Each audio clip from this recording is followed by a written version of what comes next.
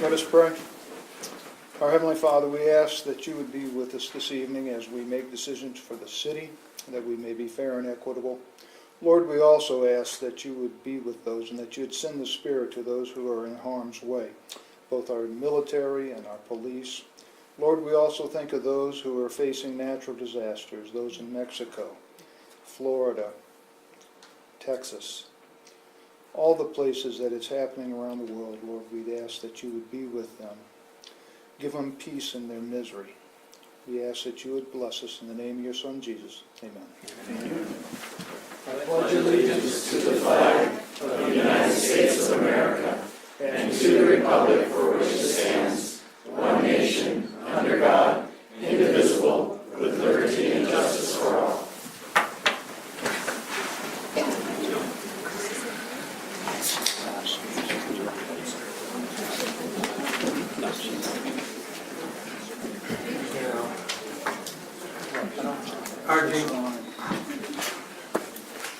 Show all present account for except for Dan, who's not going to be here tonight, so we need an excuse for him. And Chris will be coming, we think. So I moved to potentially excuse Chris and Dan. Chris, her son got injured, so she might be able to. Second. Second for the discussion. Not hearing all in favor, say aye. Aye. Opposed, carried. First of all, before we get going, wonderful crowd. Thanks for turning out. We're glad to have you here. We have a number of nice presentations, and I know a lot of you are here on one of the ordinances and resolutions that we have on the number 13 and 14. To speak to the council tonight, we appreciate, we need a yellow card, so if you want to speak, make sure you get a yellow card filled out, okay? Second thing is that we're going to go into public comments, and so we'd like to make sure that if you have comments about the ordinance or the resolution, we hold that for the public hearing. You'll have an opportunity to comment there. Other than that, we are going to make some changes in the agenda, so Shane. Mayor, I move the agenda with the modifications of switching 13 and, or sorry, 12 and 13. Second. Further discussion, not hearing all in favor, say aye. Aye. Okay. That brings us to citizen comments. So anything other than the public hearing, we'd love to hear from you. There we go. We got one taker in the back. One taker? Do you have a card? Are you Paul? No, it's Jeremy? I'm Paul. Jeremy. Oh. There's Paul. Okay. There we go. Thank you, Jeremy. My name is Jeremy, and I'd just like to say, in the 2 years that I've been coming to this meeting, I've gotten excited, as you have asked, for people to show up, to raise their concerns, that people have done such. And it's really good to see, and I encourage you all to continue to listen and keep going with what you're doing and help everybody out. Thank you. Thanks. You got mine there, Steve? Yeah. Mark.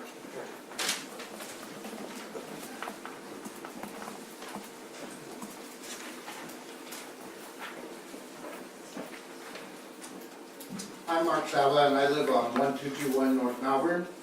If you all remember, that was a subject that was brought up last week. Yeah. And I'm not one to talk about I don't care about the pool. You put it in or take it out, I don't care.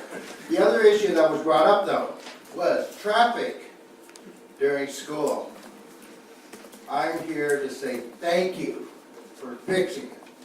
We have absolutely no traffic on our road now since school has opened up. And I gotta tell you, I've been living in Liberty Lake on Malvern Road for 13 years. And between the hours of 8 and 3, it was like a highway. And today, it's absolutely nothing. So Shane, whatever they did over there by doing the loop at the two schools, it's working.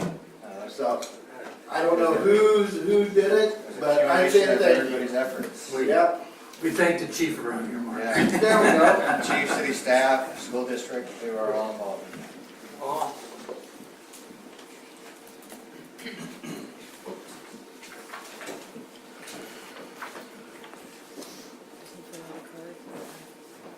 Hi, my name is Paul Bertel. I live at 24020 East Sharp Avenue, the heart of Meadowood. I lived there for over 17 and a half years at the intersection in question.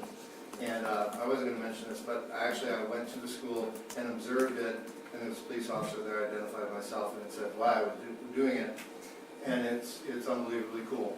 It's just fantastic. They've had Boone and Malvern, and it's just night and day.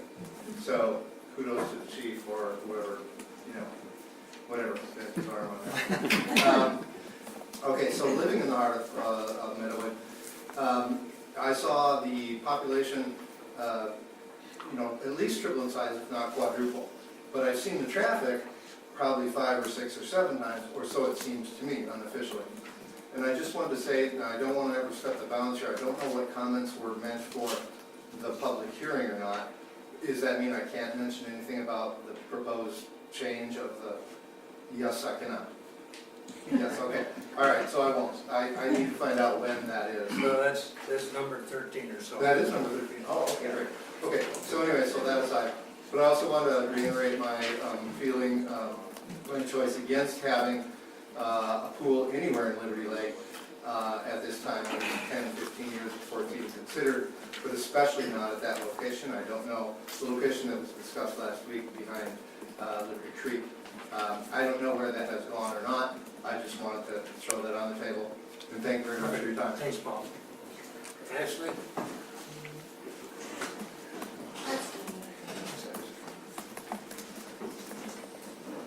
My name's Ashley Fuller. Just like to introduce myself. I know many of you are probably familiar with the petition that's been going around. I'm the one who wrote it. And I hope you all have seen it. I read it through and stuff as well. I had no idea. Sorry, we can't hear you. I'm sorry, you have to excuse me. Terrible anxiety of people staring at me. So, I get really bad for me. I really apologize. I have a feeling this meeting's gonna be long enough about my medical emergencies. I feel really honored to be here with you guys. I think what you guys are doing is incredible. It's a hard and long and oftentimes thankless job. And you usually only hear from people when they're mad. And I just think it's such a wonderful gift. Thank you to one of you and all of us. I don't know how you guys do it. I do really appreciate it. I know there's more comments at the end. And I'll probably get up and speak then too. Just so maybe I can explain to you how the petition got started and my thoughts on it and what brought so many of you guys here tonight. And I just really appreciate it. Thank you so much. And it really is all about the children. And the legacy is that we leave behind for them. And I know everyone's got their best interest at heart. We just all have different ways and paths that we'd like to get there. But in the end, we're all incredibly alike. We all really love Liberty Lake. We're all really proud of it. We all want the best for it, and everyone who lives there. We want to keep the values that really built us up. And Peterson, thank you so much for all the time you've given to the city. All the green space, and just everything that I've experienced here. It's truly been a blessing in my life. And I know so from my family, from my neighbors, and my friends, that we love this place.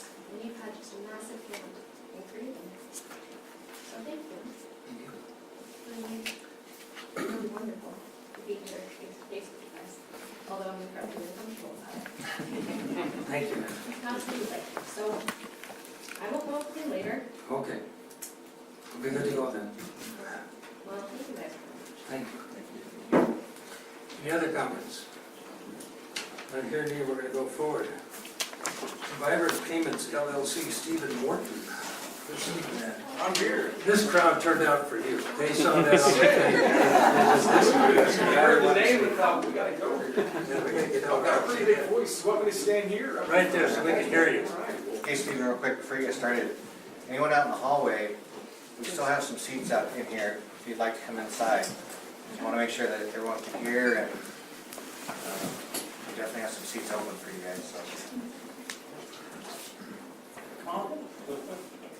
all are welcome. Well, Susie, my ignorance with city council meetings, this is my first one. I was expecting 4 or 5 people, so not 40 or 50. So I share your anxiety maybe a little bit.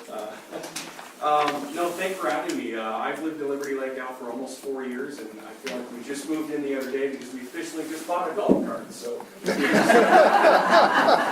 right, that's how I met Mike. Where are you? Is he here tonight? Oh, there you are. Thank you for the invite. I appreciate it. I don't know how long I have. I'll take maybe 2 minutes here. I don't want to hold up the agenda. But I own the company Vibrant Payments. We've been in town for a little while. One of the things that we really wanted to get across was how we can help businesses that are here. Anybody that knows the banking industry or understands maybe the merchant services world, we help people take money. So we help people that, when they swipe that little credit card, because Visa's everywhere you want to be, and MasterCard's priceless when you got it. That's what we do. We help people set up those accounts, and we will literally walk in, talk to the business, try to find a way to reduce the fees that they're paying so the money physically is staying in our town. And that's kind of our mission. That's what we started. That's why I started the company a couple of years ago, and we've been doing very well. We're not growing very fast, although we're setting record numbers every month because I don't want to be a huge corporation. We're here to help our town, and that's the goal we've had. So we'd love to meet every one of you at some point. Thank you for having me. I don't want to take any more time, but I appreciate the opportunity. Thank you. Thank you. Thank you for investing in our community and being here. So we find a new job, or 2, or 3, Or more. or more. All right, presentations, where's that, Emma? There she is.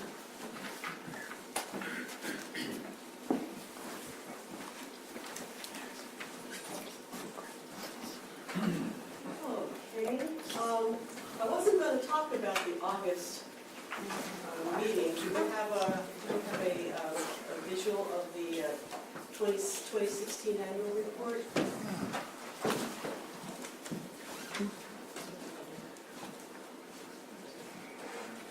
I'm sorry, what? Pamela? Okay, so you have the 2016 annual report. You have that in your packets? Yes. Okay, that's what I'm here to talk about tonight. We had a great August, so you can see there from the statistics, it was a wonderful August, and I'll be glad to talk to you about that in my next quarterly meeting. But what I wanted to talk to you about tonight was the 2016 annual report, to get a bird's eye view of what happened in the library in 2016. I tried to jazz it up a little bit by making it colorful and give you a short take on how the year shaped up on our second page. And so, since the audience can't see that, I'll just go over it really quickly. We had 260 volunteer hours that were donated to the library. The library was open 2,410 hours during the week. We had 61,411 visitors last year who borrowed 145,622 items. So we had 6,064 kids attend library programs last year, and that is a 41% increase over the 2015. We had 58 meeting room reservations, and what that is non-library programs. So those are 58 organizations outside of the library in the community somewhere who needed meeting space, and contacted the library, and we were able to provide that for them. I also proctor exams for kids in high school and kids in college for free. That's part of the service that we provide, and I did 34 last year. But the biggest thing that I'd like to communicate is that the 2016 library value calculation, and that is a matrix that is developed by the American Library Association that you plug in how many of all of our different services we're taking advantage of, and they give you a total then. And so, as it turns out, the value of the library to the city of Liberty Lake was that for every dollar that was spent on the library returned $3.20 in services. So that comes out to $1,473,952 worth of services for the investment that you made in the library last year. I think I'd like to point out some of the things that I am proudest of for the past year. And I think I have to say that the 41% increase in children's programming attendance has to take the top. Now, when we're talking about children's library program, we're talking about early literacy programs. We have 4 of them a week. We're talking about STEM programs. We have a STEM project every month. We have Legos every Friday, and we have several coding classes that are operated throughout the year. And coding has to do with programming of computers on a child's level. We also have offered crafts, and then of course our traditional summer reading. So that's what makes up that 41% increase in children coming to programs. Some of the other things that I'm particularly proud of is that we started Santa at the library 2 years ago and continued it last year, and had an enormous response from the community. Many, many people came up afterwards and said, thank you for having Santa at the library. We've gone to the mall and had to wait 3 hours in a line that goes outside the door and around the mall, and we were able to get in and have a great time, and the Santa was wonderful, and he is, and he will continue to come to the library at Christmas. We also started to take credit cards, which I know a lot of you who have had fines and fees. A lot of you have whipped out your credit cards, and for the past 14 years we've had to say, I'm sorry, we just don't have the capability of doing that yet. Well, we started that in 2016 and make it now it's easier for you to take care of that. Another thing I'm really proud of is the partnership that we had with the Spokane Historical Society, presenting a program which we also partnered with a third entity, and that was the Liberty Lake Community Theater, where that program was held. If anybody wants to talk about the library, I am glad to talk about the library, any questions that you may have. And so I also offer that to the City Council. Is there any questions that you have about the 2016 annual? Thank you, Pamela. We thank you for your wonderful job. Thank It was you a very dedication. We started from 0 and now look at all we have. So thank you very, very much. Thank you. And there's just one more person, the president of our library board would just like to get up and say a few words from the board. I don't need to come to the microphone, I don't think. I'm Carol Johns, and I'd just like to thank City Council for the support that you give to the library through the budget allocation that is given to the library. And also I'd like to recognize the librarians. If you've never been to the library, if you don't know where it is, you ought to look into that. It's on mission. And there are 3 wonderful librarians there. And Pamela didn't mention this, but at a recent program that had princes and princesses as their main visitors, there were 300 children at that program, if you can imagine. We can get books from all over. We aren't just limited to the availability of books in our own library. I ordered a book on Monday and it came on Tuesday from the Coeur d'Alene Library. So if you're thinking, gee, it's a little library, they can't possibly have everything we need. I gotta tell you, they really do. So if you haven't been there, there's also opportunities to volunteer in the library. If you're looking for a place to invest your time and energy, you can work as a volunteer on a regular basis or become a friend of the library, which is a wonderful organization that helps to raise money for programs for the library. So there's lots of ways you can become involved other than just using the library, but I encourage you to make use of that resource. Thank you. All right, Jim Frank Greenstone. Invite Jim for his presentation on Greenstone's on the north side of the freeway.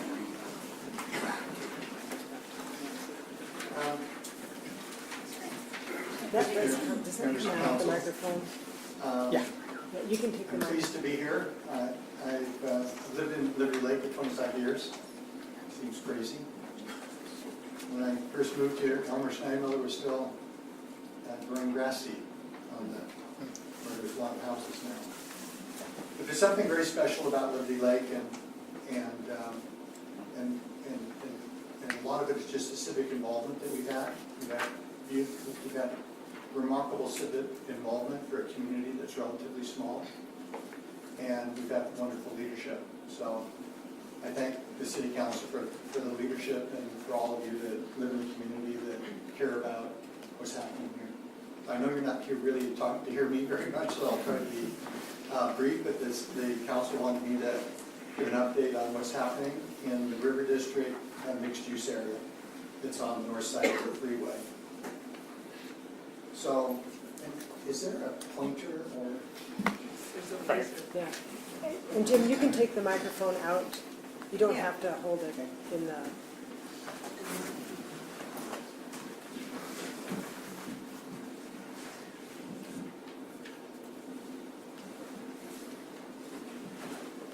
So in 2008, the city approved the River District SAP, which is a specific area plan. It was a special zoning and comprehensive plan district for the area north of the freeway. And so it shows up on your zoning map here as a gray area, but this is actually the master plan for the project that was approved. And we've been working over in this area on the far west side of the project, but we've begun working in the mixed use area, and so this area here was designated in the plan as the mixed use area. And mixed use development is more urban in character, and I think the way that I would define mixed use development is that the uses are mixed on a finer scale. There's a little higher density involved, and that creates the opportunity for a walkable neighborhood. So you can look on the, oops, I didn't mean to do that.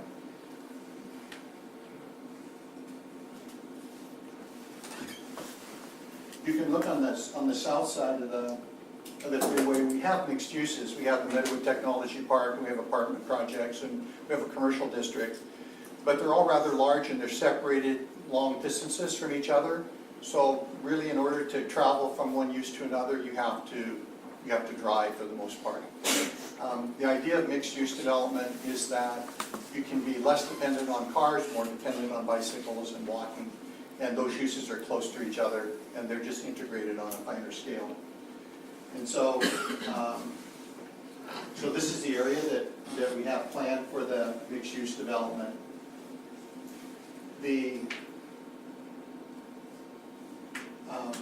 This mixed-use district that we have includes kind of four components that are in it. The first is what we call the River District Town Center. So that'll be a mixed-use commercial area, something very similar to Kendall Yards if you've been there. A walkable, small walkable 2 or 3 block neighborhood where there's restaurants and commercial uses, office uses, and residential uses mixed together. Then across the street is the Meadowood Technology Campus, the North Campus, located directly across the street, where there will be about 60,000 square feet of office and technology use. We have an artisan district, which we're hoping will attract artisan small artisan manufacturers like coffee roaster, winemakers, beer breweries, that kind of thing. And then there's the Trutina Senior Housing Project that's part of it. So this is the area. These two aerial photos show the area there. It's located along Harvard Road, the river, and the mini storage area and the fire station right here. So it includes this area here and this area coming back on the west side of Harvard Road. The main circulation through here will be Indiana, so Indiana will be constructed along that alignment, and then this will be, there'll be a signalized intersection. This is the same, the same picture. So this is a blown up site plan of the mixed use area. So this is the Meadowood Technology campus here, where there'd be a mix of office space and light manufacturing. This is the core of the mixed-use neighborhood here, which is the River District Town Center, located along Indiana. So Indiana will become the main kind of entrance into the River District project on the north side. This is where the signal will take place. And this is where the retail uses and some of the residential uses will occur in this core area here. And then this is the kind of artisan manufacturing district would be located up into here. This is the trailhead and new pump stations installed here. So the town center is the core of that development. It's mixed use, about 60,000 square feet of retail and commercial, so it's not very large. It consists of some office uses, some commercial uses, some retail uses, restaurants. There will be about 150 residential units that are incorporated into the town center. It will have very much an urban character to it, and that urban character is really defined by street fronting retail. So it's not the typical suburban development would have parking in the front and the uses towards the back. So that's typically what you see on Liberty Lake Drive now. You see parking lot along the street, and you see the grocery store and the retail uses set back. That's reversed really when you have an urban environment. You try to bring those uses directly up to the sidewalk, and then you put the parking behind them. So that's the idea with that urban character. It makes it more walkable, more pedestrian friendly. So street fronting and walkability are kind of key design components of the town center. So this is,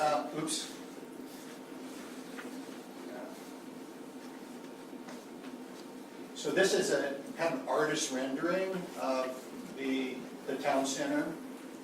This is Harvard Road right here, heading down to the river. The river's down, would be down here. This is Harvard Road. This is Indiana here. And so you can see on the east side of Harvard is the Meadowood Technology campus buildings. And then this is the main entrance to the town center.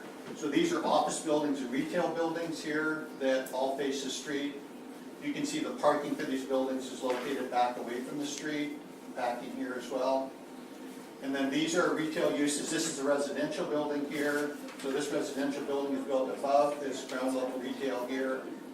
And all of that helps create a very walkable environment through here. One of the important things that is characteristic of the marketplace now is that young people, millennials as we call them, are really interested more in living in an urban kind of an environment than they are a suburban environment. They like to be close to each other. They like to have services close by. And so we're seeing a real strong demand for that kind of housing down in Kendall Yards. But at the same time, we're going to see an urbanization, I'll call it, of the suburbs, where you create some urban experiences in the suburbs, and I think we'll see that in Liberty Lake, and that's what we're trying to accomplish here, is to create a little bit of that urban character here in a suburban location, and to try to help attract those intellectual workers, those knowledge workers, those young people, to try to stay in Spokane and stay in our community. And they're really the future of a lot of economic growth. They're trying to maintain that creative class of people and those young people. So the idea is to try to help them stay, attract them into a community like Liberty Lake. So that's the idea behind some of this design. Again, trying to create a vibrant streetscape, a very walkable character where there's outdoor seating on the patios in front, on the street. There's people walking on the street, bicycle activity, on the street. We've got really good connections to the Centennial Trail here, so people that are on the trail will be able to come up into this town center. This is just another view of of the town center. Here's Indiana, again, this is Indiana here, and this is Harvard Road here. So now we're on the east looking west. And so this is the road that goes through, and as this goes down, it'll connect all the way into the balance of the River District project. And you can see here, it's about only 2 or 3 blocks long, but it creates that walkable kind of core neighborhood, that core kind of town center that we hope will attract young people and will create a vibrant kind of space in Liberty Lake. And you can see the parking's located off to the back of the buildings.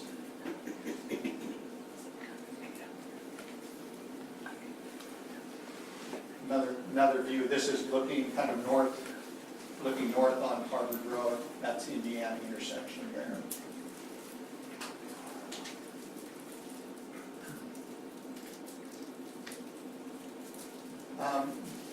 And the parking, as I mentioned, is set behind the buildings. And another key factor is that parking is shared and reciprocal. So we try to share the parking, have different uses share the parking. When you have different uses close to each other, you can reduce the amount of parking that you need. So it reduces the total amount of parking requirements when you mix the uses together on a finer scale like this. So typically in a suburban development, you'd have typically about 4 parking spaces per 1,000 square feet of development. In Kendall Yards, where we've mixed the uses there, we're actually down to about 2 or 2.25 parking spaces per 1,000 square feet. So you're able to cut the parking almost in half.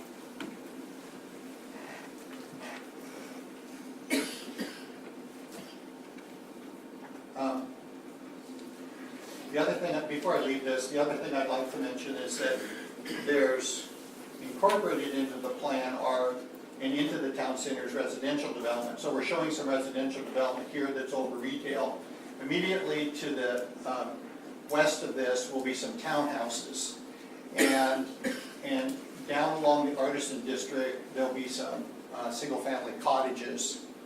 And the plan actually has an approval for about a 15-story tall building in this plan. So that density helps support the commercial district here. It helps create an 18-hour kind of vitality. So there's life and activity after some of the businesses close, after the offices close. There's still life and activity here from the people that live in that neighborhood. What's going to be in the 15-story building? Pardon me? What's going to be inside the 15-story building? Residential. Yeah, we're not sure if it's going to be constructed or not. It's approved as part of the plan. And there's just one building at this location right here behind the mini storage. So, but it again helps create that urban character and helps create that environment. And there's a balance between rental housing and for sale housing that we try to maintain. And that balance is about 30% or so. So about 30% of the community's rental and about 70% of it is home ownership. And that's a goal and a pretty important balance to keep. The Meadowwood Technology Park is located across the street from the town center, so it creates that kind of urban interface with the town center. It'll have office and light industrial uses, and it's close to services, so people that are working there have restaurants and services across the street. So this is, I'm pushing the button, sorry. This is where that technology center would be, and it's located basically directly across the street from the town center area, which is located right here. The Artisan District is something unique, it's something different. There's about 40,000 square feet in there. It would be both retail and wholesale, and it's designed to create kind of a unique character to the town center district.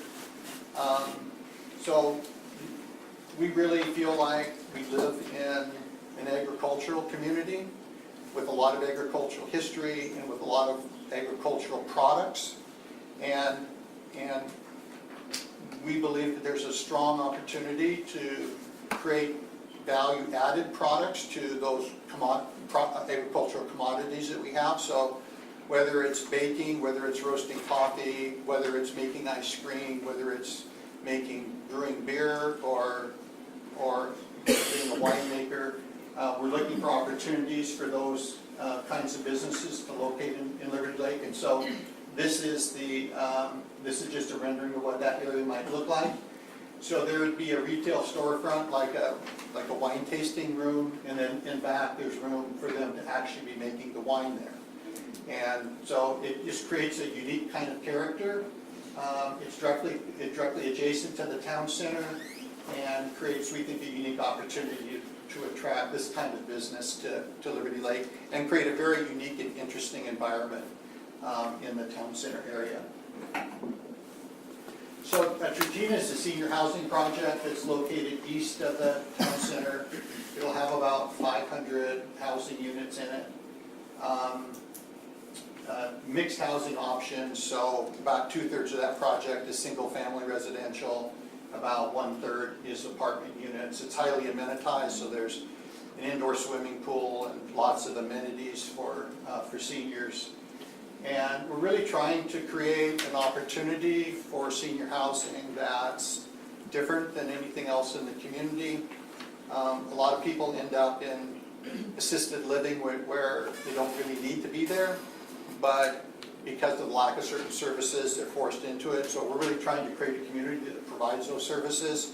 And whether it's transportation, housekeeping, yard care, and a series of other things, trying to work with seniors to try to create an opportunity where they can live in their home for a longer period of time. So this is a site plan for the Trutina development. And this is the clubhouse and swimming pool area. And there's an indoor swimming pool, a 25-meter indoor Olympic-sized swimming pool. And then there's rental options here. And then this is a single-family development that goes down this way. And this is the back end of the commercial development, the Meadowood Technology Campus here. This is a trail system that's designed to go through the project. So that's it. That's an update. Sorry, I had to turn one way or the other. So I'm happy to answer any questions that anybody has. Hey. Well, I think your homes are beautiful. I absolutely love Rock and Roll Park neighborhoods. You guys do a really good job. I really appreciate that. Yeah, thank you. I have a few questions. Okay. If the recession is again like it did years back, who's financially responsible for the upkeep of all those stores? Of all what? The storefronts, your town center stores, The owners of the buildings. owners of the buildings. Yeah. What do you guys do if they're vacant? So we have a few, like in the Albertsons, complex that have been vacant forever. Yeah. And a bunch down by the Home Depot and the Carpenter built down there too. Who pays for those when there's no occupancy? The owner of the building, whoever owns the building, pays for it. Greenstone not own the building? Pardon me? Greenstone doesn't own the building? We don't own any of the Albertsons and Yokes shopping center area. We're not involved in the ownership of any of that. We didn't develop No, any not the ones of over here, the ones in your code. in our development over Yeah, and here. all those beautiful pictures you saw. Well, in the town center, we will probably own some of the buildings. It doesn't mean that we own all the buildings. Oh, okay. It's just like in Kendall Yards, we own some of the buildings, we don't own all the buildings. That's Like the Inlander down there, they own their own building, and Spa Paradiso owns their own building. Is it Greenstone who pays for the building though that's vacant? If you guys own it, that would keep it in one? Or does it come out of like the HOA fees? No, it doesn't, none of this comes out of any HOA fee or any citizen of any kind. Greenstone's responsible if they happen to own the building, but if someone else owns the building as an investor and it's empty, then they pay for it. No, there's no public responsibility of any kind for vacant buildings. That's good to know. And thank you for making another senior residence option too, sorry about that. We don't have enough here, and I really appreciate it. Just a quick, are you concerned at all about the proximity to the treatment plant? Is that sort of factored in terms of views and sightlines and things like that, or even smells? Yeah, I mean, there's a lot of landscaping being done both around the mini storage building and the treatment plant. We're also, you might have noticed, we're building a berm along the freeway that we're gonna plant with trees to kind of buffer the sound and the visual impact of the freeway. There has been periodically odor problems from the treatment plant, but they've really been curtailed with the new upgrades that they've made to the treatment plant. So we're real comfortable with the site. It's a beautiful site close to the river, and while there are issues, we believe they're in hand. When do you plan to complete North Country Vista Boulevard and open it up to Appleway? Thank you. Next year. That road will be connected next year between Rocky Hill and, Or late next year? Like the beginning of next year or late next year? Well, you can't really begin construction until about June because the asphalt plants don't open up until May or June, depending on the weather. So I expect that by the end of summer it will be complete. Thank you. Jim, quick clarification on that, thanks for asking that. I know there's a lot of people on both sides of the fence about that going through. Can you give just a little bit of background as to why it hasn't been completed yet and why you have the timing that you do with regards to completing that? A lot of people don't quite understand why it can't be done now. I know you've got your reasons. Yeah, well, I mean, there were two ownerships there. First of all, the Stone Hill project owned part of that road, and then part of it was on the property that we own. So they just completed that, the other side of the road. The other issue that we've been concerned about, and we've talked to the city about some, is just traffic calming on Country Vista between Mission and that road extension. Because that road is designated as a collector, it's 40 feet wide. And so we're quite concerned about it just being a freeway through there. And so we do, before we build the connection, we want to see if we can get some traffic calming features, put in. And by traffic calming features, I mean narrowing the road at some intersections. So it's narrowed down to maybe 24 feet, and you narrow the pedestrian crossing. You slow the traffic. You do features that will slow traffic through that neighborhood. So when we open up that road, we'd like to have the traffic calming accomplished at the same time.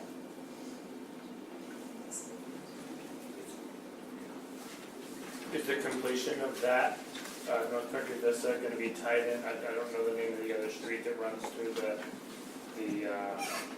Meadowood Technology Park that hasn't been built out there. No. It used to be called There won't be Sunset, any now it's connection. something else. There won't be any connection between the Meadowood Technology Park and Country Vista.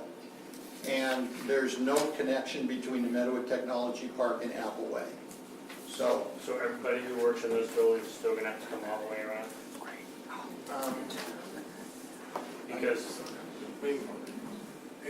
You're gonna have two entrances, one is on Mission, correct? And one is on Moulton for Meadowood Tech. There's only two entrances.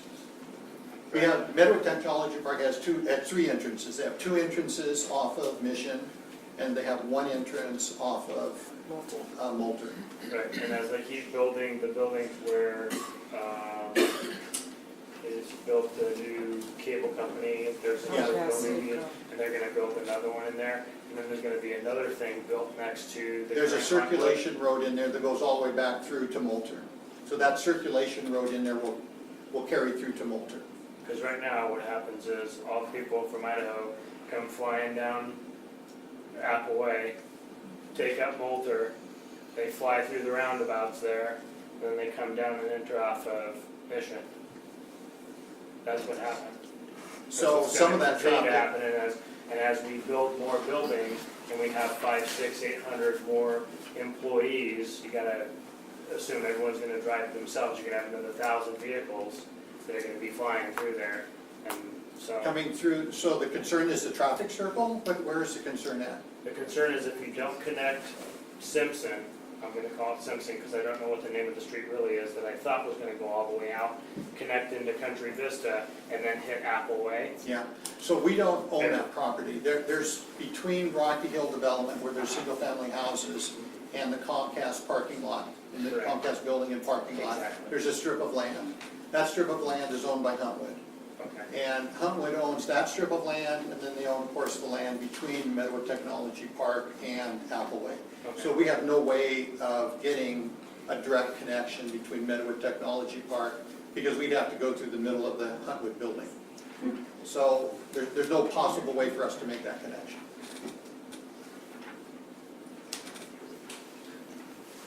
Okay. I have a question about the timeline for completion of the river district. When are you expecting to have that, which you displayed up here, done? We're gonna start it next year. It's probably a 5-year or more project. It takes time.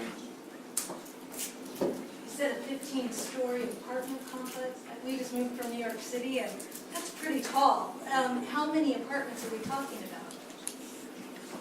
I mean, that's a lot. And, I mean, our schools are already overcrowded, and so where are all these? How many apartments are we talking about in this 15-story? That's pretty tall. Almost the It might be tallest 50. building on Long Island. No, it's not. It's 19 stories high on Long Island. It's the tallest building on Long Yeah. Island. Yeah, we're not, it would be about 50 units in the building. It's not 500 units But or it's anything 15 like that. stories high? Yeah, it's approved for 15 stories. That doesn't mean that it's going to be built to 15 stories. It is approved for 15 stories. Okay. Is there a certain number that was approved of apartments that you can put in a 15-story building?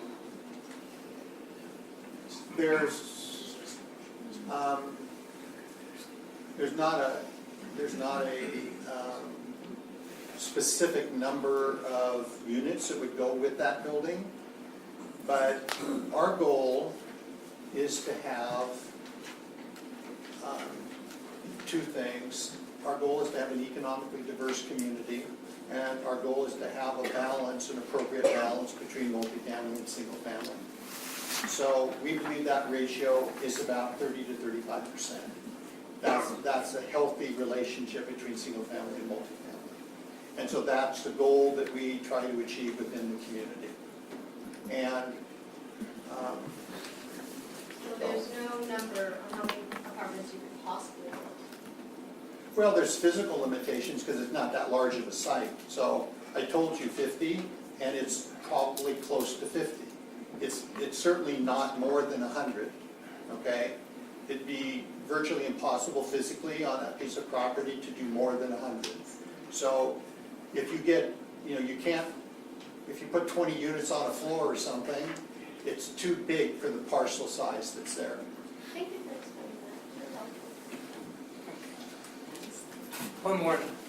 I just have a general comment. There are about 50 people watching this remotely, so people who are speaking, could you please use the microphone close to your mouth because we're having trouble hearing? Because that mic is not very omni, so, and those mics, you know how they work. So, thank you. Thank you. Okay, Jim, thank you very much for your presentation. Appreciate it.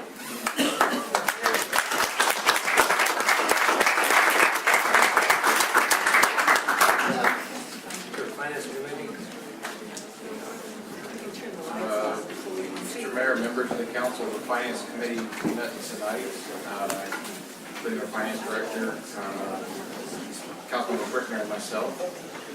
Discussed were financial policy updates, including an update on the city's current investment portfolio, and some discussions that are moving forward there, as well as elected official travel and membership policies.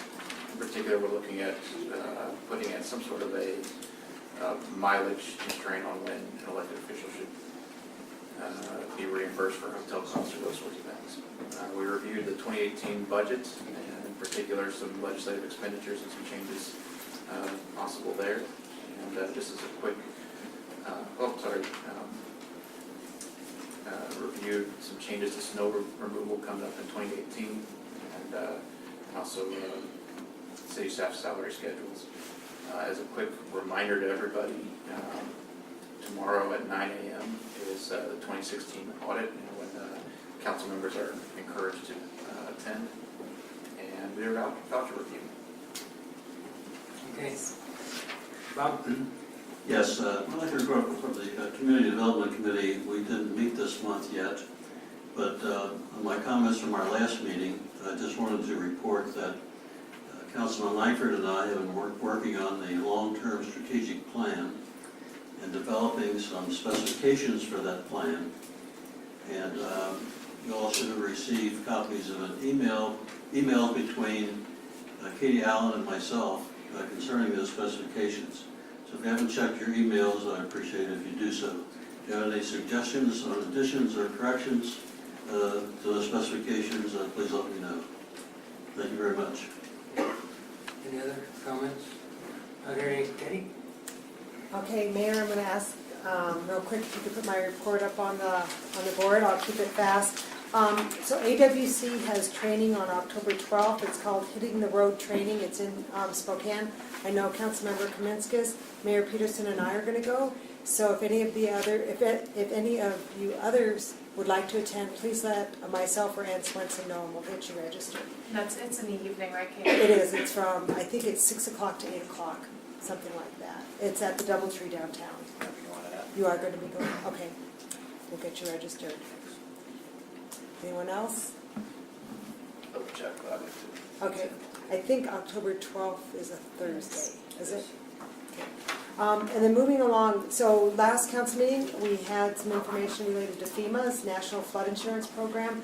I did have a chance to talk to the Department of Ecology and FEMA's office in Seattle, and so we are going to move forward with a certification. Back in 2010, the city had reviewed it at that time, opted not to pursue it, but there's some advantages for us to be included. I won't go through those tonight, but I will at a future date.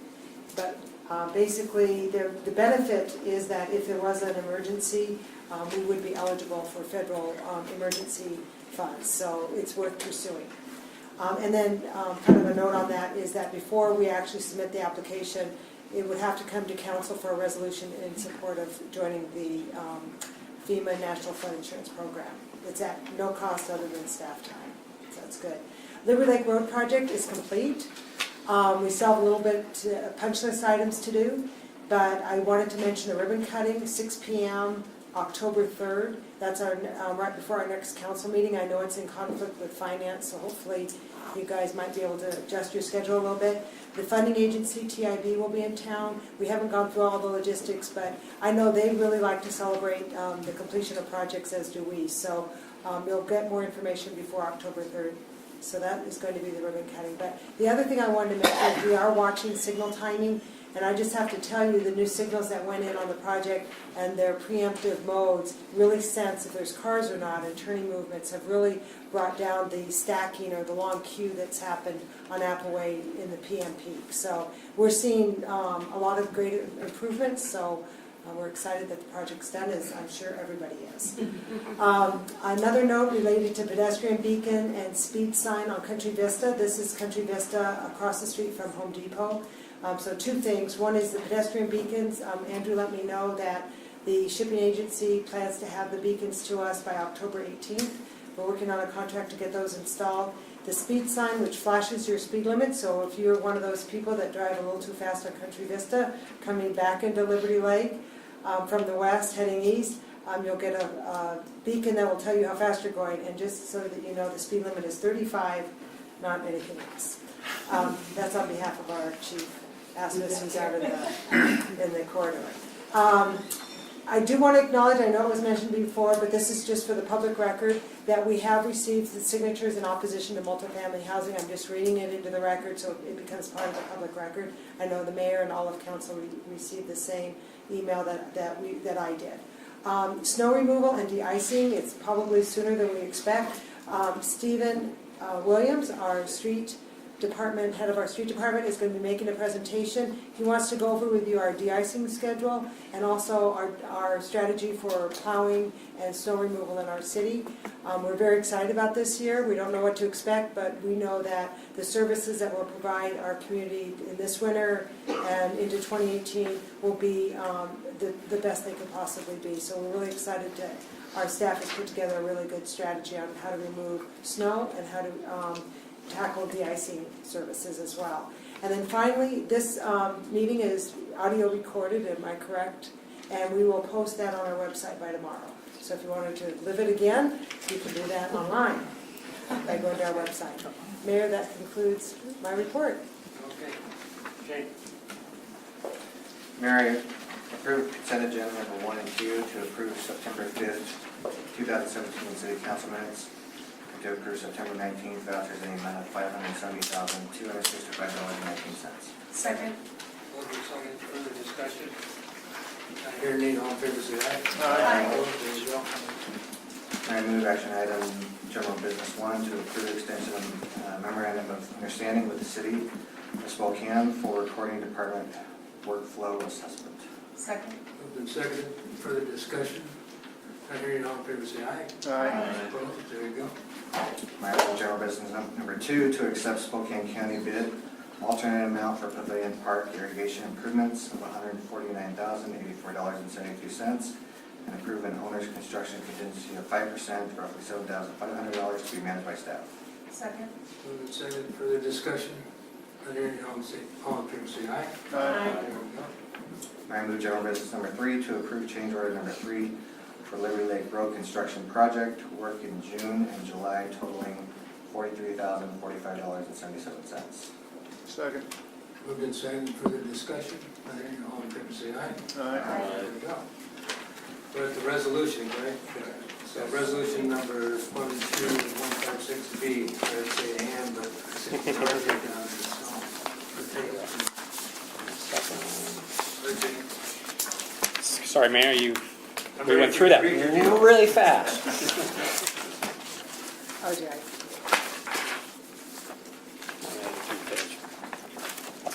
All right. Resolution number 12156B, a resolution of the City of Liberty Lake, Washington, amending the City Council Rules of Procedure. Motion? Mayor, move resolution number 12-156. Second? Second. Second. Okay. Katie, discussion? No, just the change, just for everyone's benefit, is that individuals that want to speak at our council meeting fill out a yellow card, and on the card they indicate whether or not they're a city resident as opposed to noting their address. Okay. So, further discussion? Not hearing, all in favor of resolution number 12156B, raise your hand. And I think I count. See, that was right, 6. It's adopted. And we're at the, we're at public hearing right now. So, there he is, Greg Thornton. There he is. Thank you, Greg. Good evening, Mayor, members of the City Council. I generally have an outdoor voice, so hopefully you can hear me all okay. For the record, my name is Greg Dorn, and I'm your planning consultant. I've had the opportunity to work with you in updating both your comprehensive plan and your development regulations. Tonight we have, because of the change you've made to your agenda, 2 agenda items that will be consecutive. So the first item will be a public hearing. Then there will be a second reading of an ordinance that follows immediately afterwards. I'm going to do the staff report for both of those. So Mayor, after my initial comments and the initial questions you have, as you're so inclined, if you would then call the public meeting or the public hearing to order, receive public comments. At the end of the public comments, you would then close the hearing, then go to the next agenda item, which is the second reading. After it is read, you would have the opportunity as council to have discussion, to ask any further questions of staff, and then at the end of that, if a member of the council was so inclined, you have some options, which I'll discuss in a few minutes for potential action. So that's the amended agenda. Staff report, public hearing, second reading, discussion, potentially a motion, second, and vote, and that would conclude the 2 items together this evening. Now, the explanation of what that item involved requires a little bit more time for the City Council. You've had an opportunity to hear and discuss this on several occasions.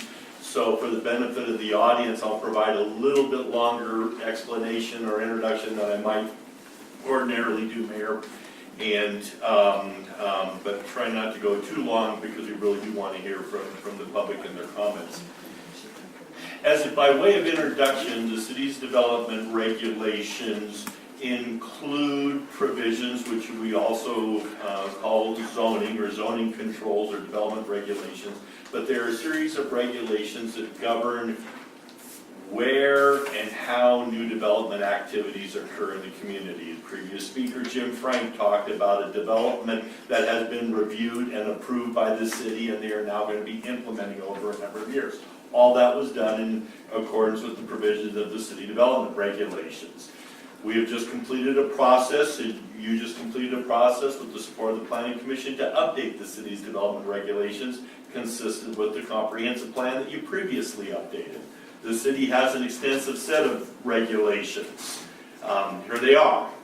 And it covers a wide range of things, but the basis of the zoning regulations is there are a series of zoning districts, areas of the city that have common attributes and characteristics, and the zoning code then defines what uses are permitted in each of those districts and the standards under which new development or redevelopment activities would occur. Things like building height, setback requirements, number of parking places, design standards, a wide array of things.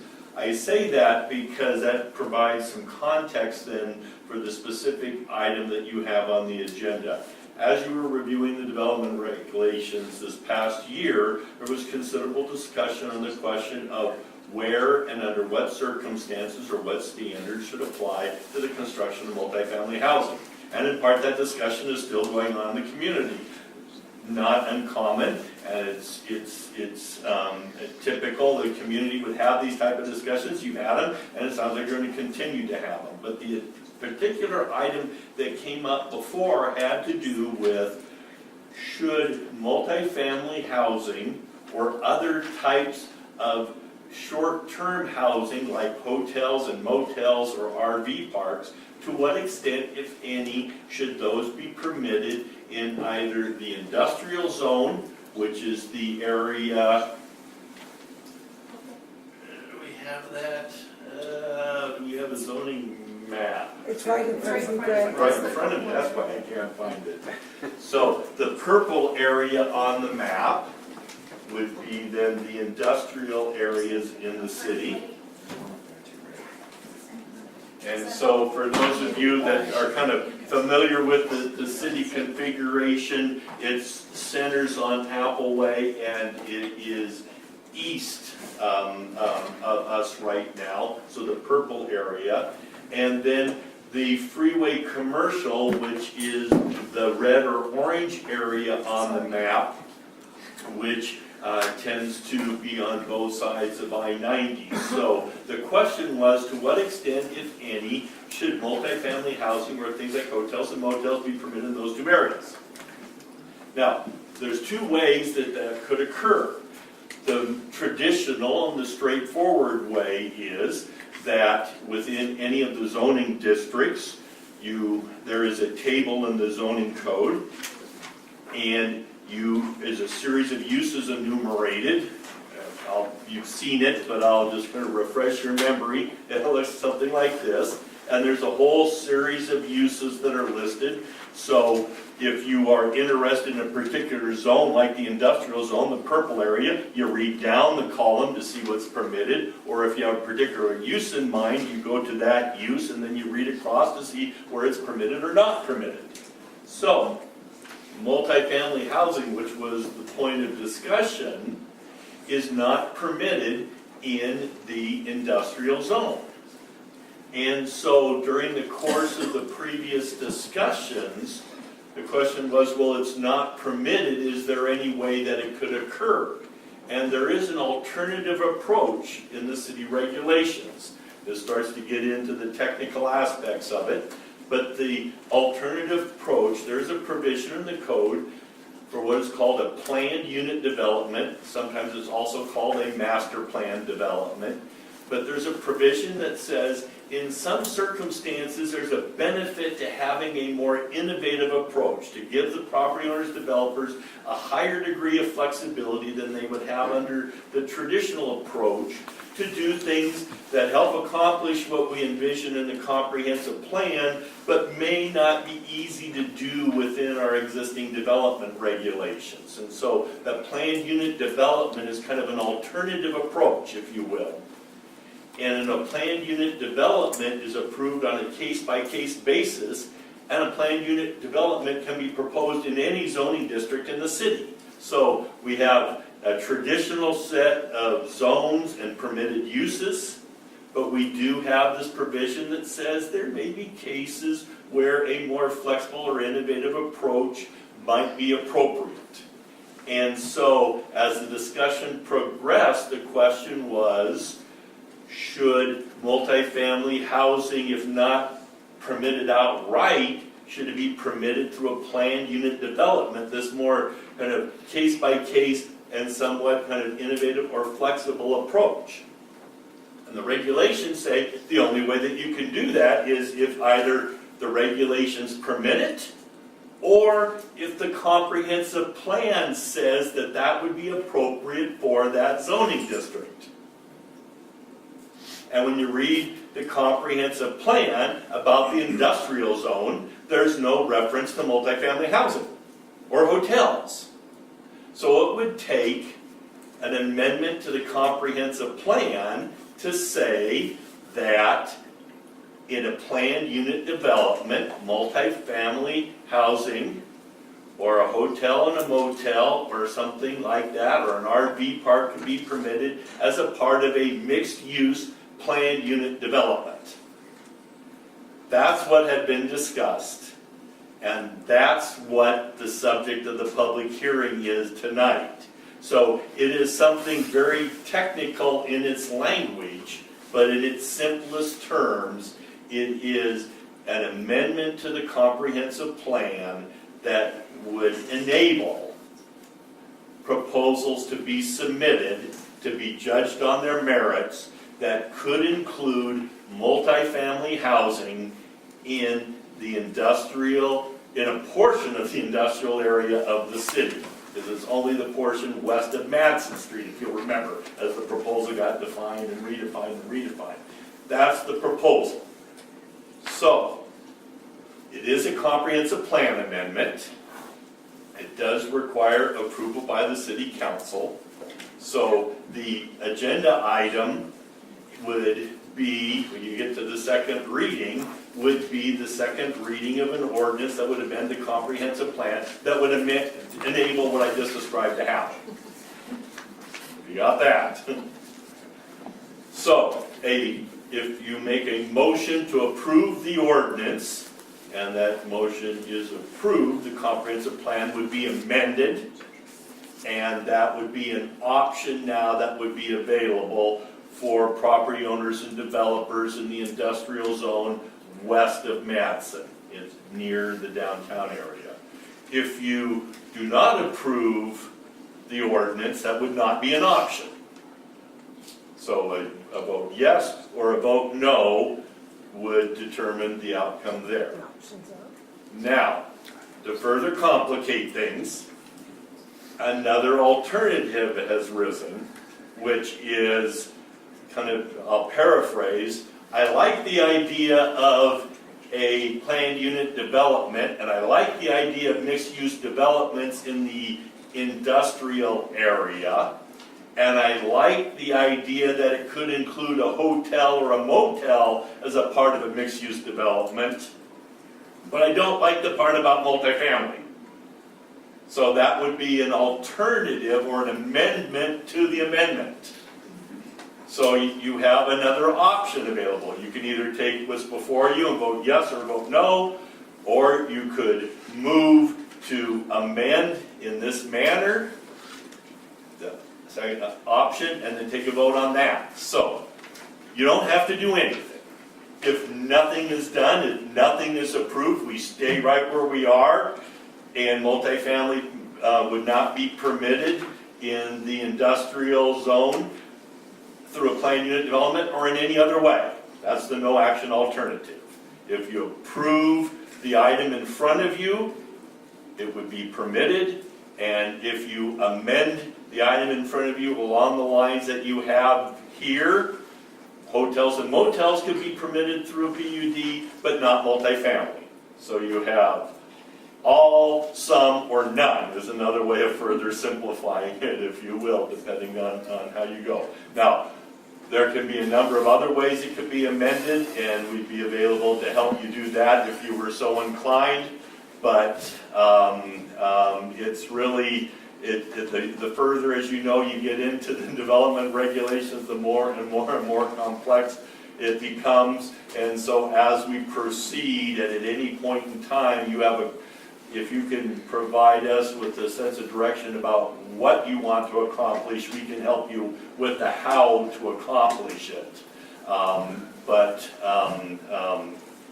Having said that, we've created a kind of a very technical situation in response to a very specific set of questions, and so we may have to, in the course of your deliberations, discussions, I'll be available to try to help provide some further clarity to it in the event that I've muddied as opposed to clarified the waters at this point. But let me check with you to see if you have any immediate questions, and then if not, we'd allow for the mayor, it would then call for public comments. We'd receive the comments and then conclude the hearing, and then we can step back and analyze the comments or further discuss. Jane? So, I'm going to make a statement and then ask a question. I don't support multifamily in that area, okay? If number 2 were an option that the council was wanting to look at, can those hotels be decided upon independently? Is that what that's saying? Just for clarification? Yes. Yeah. So that would say you could have a motel as a part, or a hotel and motel part of a mixed-use development in the industrial area, be decided on a case-by-case basis. It would be enabling, but it would eliminate the multi-family portion. And is it possible, kind of jumping off of what Shane said with regards to hotels, there are different kinds of hotels that would allow us to evaluate. So personally, I would not like to see an extended stay hotel here in Liberty Lake. Would that give us the opportunity to evaluate a project that came in, that type of hotel, and reject it? I Or believe would it. that get us in legal trouble? Oh, boy. I'm trying to avoid, we've run into some issues here in the last year or so where we've gotten by loopholes. Developers have found loopholes in our system that we had a big vacant piece of property across from Home Depot that sat empty for years that nobody thought would ever be built on. We ended up with apartments. And same with the marijuana location. My goal is to make this thing so foolproof that we don't have loopholes that people can come in and take advantage of. And the last thing I would want to do is say, yeah, we'll consider hotels on a case-by-case basis, but not be able to turn down, at least for my personal preference, turn down an extended stay type hotel. Yeah, I think, I know that during this public hearing, I'll look at definitions to see. I know that the term, or we frequently use terms that limit stays to 30 days or less. I'll look to see if something like that is in the existing definitions. Greg, if you could, Greg, one of the things, we've talked about this proposed modification, so I would like you to elaborate on it from a standpoint of, it's changing it, kind of the whole scope of what we were trying to get to in the beginning, or at least what were proposed at the beginning to the Planning Commission, is to open it up to more commercial and retail development so that we can grow our commercial and retail base. That's the goal. And so I guess proposed modifications is we take out any multifamily in the purple area, that we place in it a robust commercial retail development opportunity, because currently right now sometimes you can't build a freestanding restaurant, you have to have some other thing tied to it. Right. And so it gives us the the community an opportunity to have a much more robust commercial retail base, which is in the benefit of all of the citizens of the city, I think. So if you could elaborate on that, that would help a bit. Sure. One of the things that I've observed during the discussions, both before the Planning Commission and your discussions, has, as you've discussed what the purpose or intent or the vision of the industrial zone is, you provided some clarification. I think there's been also a bit of an evolving perspective. An industrial zone, for many of us, when we say industrial, we invoke more manufacturing and those types of uses. But when you read the description of the industrial zone, it also talks about a campus-like setting and pedestrian amenities and things, many of the things that you might attribute to more of a business campus or a technology area or corridor. And so you have a little bit of a hybrid. It's like one of the clubs in your golf bag. It's not a wood and it's not an iron. You have a little bit of a hybrid there where you have some traditional manufacturing uses, but they're well designed and maintained facilities, and then you have more technology uses, and with technology uses, it's not uncommon that you have restaurants and other kinds of facilities to support that. So the kind of modified proposal, if you will, would be consistent with that notion that it's more of a business park and business campus environment that has a mixture of uses that would support that. In traditional zoning, you might look at an industrial area and say, well, an industrial area is not an appropriate place for a hotel or a motel because you're just inviting potential conflicts between the hotel motel and the neighboring uses. But in a more of a campus-like environment, a motel or a hotel fits right in with that. And so as you view and envision that area, if you envision more technology-related uses, more of a business campus, then a hotel and motel might be very, very much in keeping. And if you think about other communities you've been to where you see that type of development, maybe a Bothell or a Redmond here in the Northwest or in other communities in California or whatever, you might be able to, wait a minute, I can remember seeing or staying in a hotel in a business campus-like area, and it was a great place to stay. So that, I think, that may or might be part of the rationale is to, as the area develops more as a campus-like environment, there might be some uses, particular hotel, motel, restaurants, things like that might be very appropriate. Yes. When we met with the Planning Commission in a joint meeting, one of my objections to the proposal and the recommendations of the Planning Commission was, one was density. I recall that the density that's proposed as a development standard under the PUD that's being proposed is 8 dwelling units per acre, if I'm correct. Is that correct? I believe, and I'll double check this, but I believe in the PUD there are higher density provisions in that and some incentives that would provide a bonus. So in my mind, it's a higher number than that. Okay. Anyway, I thought the density was very high. Secondly, there's some discussion about the building height and the development standards under the proposed PUD, I think is 6 stories. And that's twice as high as Big Trout Lodge is presently, which is only 3 stories, I believe. So those were my 2 objections. I have no problem with the planned unit development concept, mixed-use concept. It's just the density and building heights that I have problems with. And can those standards be changed? Yes. By amendment? Yes. Yeah, you could do it now or you could do it at a future time, but development regulations you can amend at any time. Comprehensive plans you can only amend once a year, but development regulations is something that you can amend upon recommendation of the Planning Commission at any time. Is it not another alternative that we refer this matter back to the Planning Commission for further review? Yes. Option 3. Yep. And if you do, as a point of clarification, the more direction that you provide to the planning commission, that would be helpful. As you recall, last summer during the course of the multifamily discussion, you referred the number of matters relative to multifamily back to the planning commission. So this came back from that, but if the intent was to say things like, can you focus on the development regulations regarding height or density or whatever, the more direction you have, then that will give them a clear sense of, and us as staff, what it is you'd like for the recommendations on.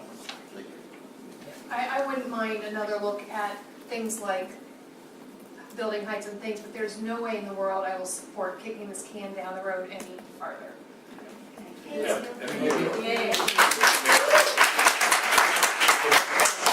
Mayor, I was going to say it might also be appropriate to, before we have too much more discussion, to hear from those that are and they're ready to speak, and then we can continue the discussion. Let me get Odin's comments in. 2 questions, sir. One, can you give us a pretty quick tutorial on the difference between multifamily and mixed use that includes family units? The second half of the question would also be, can you discuss what the differences in definitions and how they would appear in the comprehensive plan between a business campus designation and an industrial district? I'll try to do the first one, respond to the first one first. A multifamily development that is just a multifamily development consists of housing units, and there tends to be nothing else. Now, there may be some amenities with that, a common area, a meeting room, exercise rooms, some things like that, but a standalone multifamily development is just that, housing. A mixed-use development that involves multifamily could then have other uses in addition to the housing component. The typical mixed-use component is some commercial or retail in addition to the housing. The Liberty Lake regulations provide, which is consistent with many other communities, that the retail or commercial component be on the ground floor and that the housing be on the upper floors. And so, as an example, for those of you that have been in Spokane recently and you've gone by the Gonzaga campus, there is a new mixed-use multifamily development of about 5 stories right across the street from the Gonzaga campus. There's a coffee shop and a restaurant and some things on the ground floor, and then it is 4 stories of apartments above. So that would be an example of a typical mixed-use development. The interesting question about mixed use, and this is something that's been discussed before, and Jim Frank touched upon it as well, mixed use can mean a number of different things. You can have a mixed use development, such as commercial on the ground floor, housing above. You can have, or a mixed use building, you can have a mixed use development where you may have commercial here and housing here. Or you could have a mixed use district where within the district you have a mixture of uses. And so depending on your view, whether it's a building, a development, or a whole area, you can have different types of mixtures. So, and so Kendall Yards, or what Jim was referring to, was an area-wide mixed use, but then they also had mixed use buildings and developments within that. So you have several different ways of looking at mixed use. There are some other types of mixed use other than commercial and housing. Sometimes you'll see things like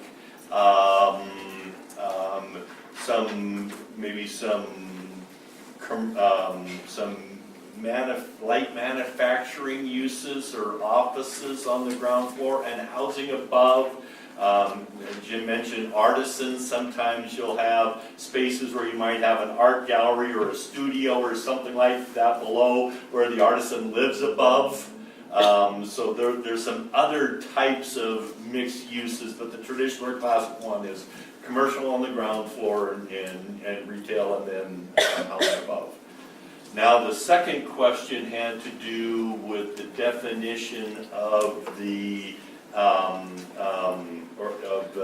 the industrial area and what the comprehensive plan states. And I may have that with me here. Let me just see if I do. And I won't read it, but perhaps I can kind of summarize or highlight what it says about it. It says, this is the comprehensive plan, the light industrial category is intended for industrial areas that have a special emphasis and attention given to aesthetics, landscaping, and internal and community compatibility. Well, that's not the first sentence isn't a traditional manufacturing area, because you don't typically think about aesthetics, landscaping, and internal and community compatibility when you're talking about your industrial base or core. It says, but then it goes on to say, the light industrial areas are comprised of predominantly industrial uses such as manufacturing and high technology oriented businesses, but may incorporate office, commercial, and then that's where the language that we've been talking about, we get into adding things like mixed use plan unit developments, multifamily housing, hotels, motels. So that's where, if you wanted to further clarify or expand on your vision, that's where it would occur in the comprehensive plan, because the regulations implement this vision. So the description of your light industrial area is already a hybrid. It says it's light manufacturing, but it describes something that is much more of a business campus by virtue of its emphasis on aesthetics, landscaping, and internal things. If you think about the industrial core of Seattle, for instance, and down on the waterfront, you wouldn't necessarily think of aesthetics, landscaping, and compatibility when you're looking at that area. That's an area where people work and things are manufactured. So this is a little bit different vision. But basically, the proposed modification takes the housing component out of that. Yep. So it's not there. Yep. Just the multifamily, high density housing, correct? No, it takes the housing component out of the purpose. In the industrial area, there would be no housing permitted under any circumstances. Outriders of part of mixed-use development under the alternative. Right.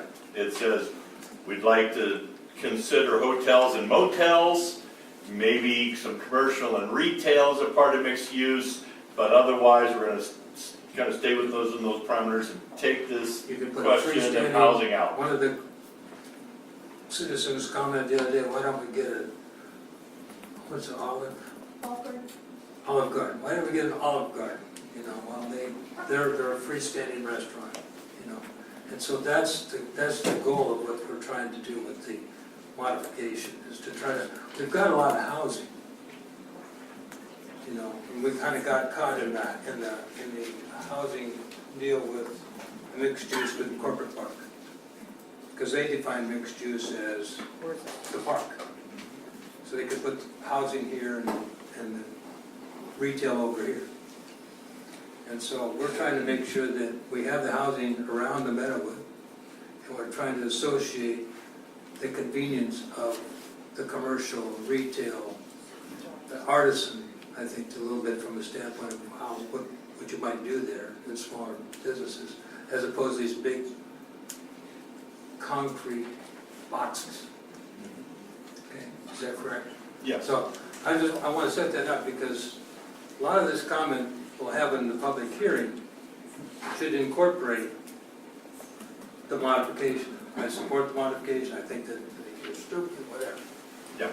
Okay. And one way of looking at this, and there are several ways, but there is, as Jim alluded to earlier, that area on the north side of the city, although it may look like it's vacant or undeveloped, that is a development proposal that has been reviewed and approved and is going to be implemented. So there is a limited amount of vacant land in the city. So as you look in the industrial area in the future, one way is to look at the vacant land in the purple area and say, what's my vision? What type of development do I envision occurring, and if you say, I can see multifamily being a part of that, then the ordinance in front of you would enable that to potentially happen. If you say, I don't envision multifamily being a part of it, could either vote no on the ordinance or vote yes on the alternative. There's a couple of different paths that you have.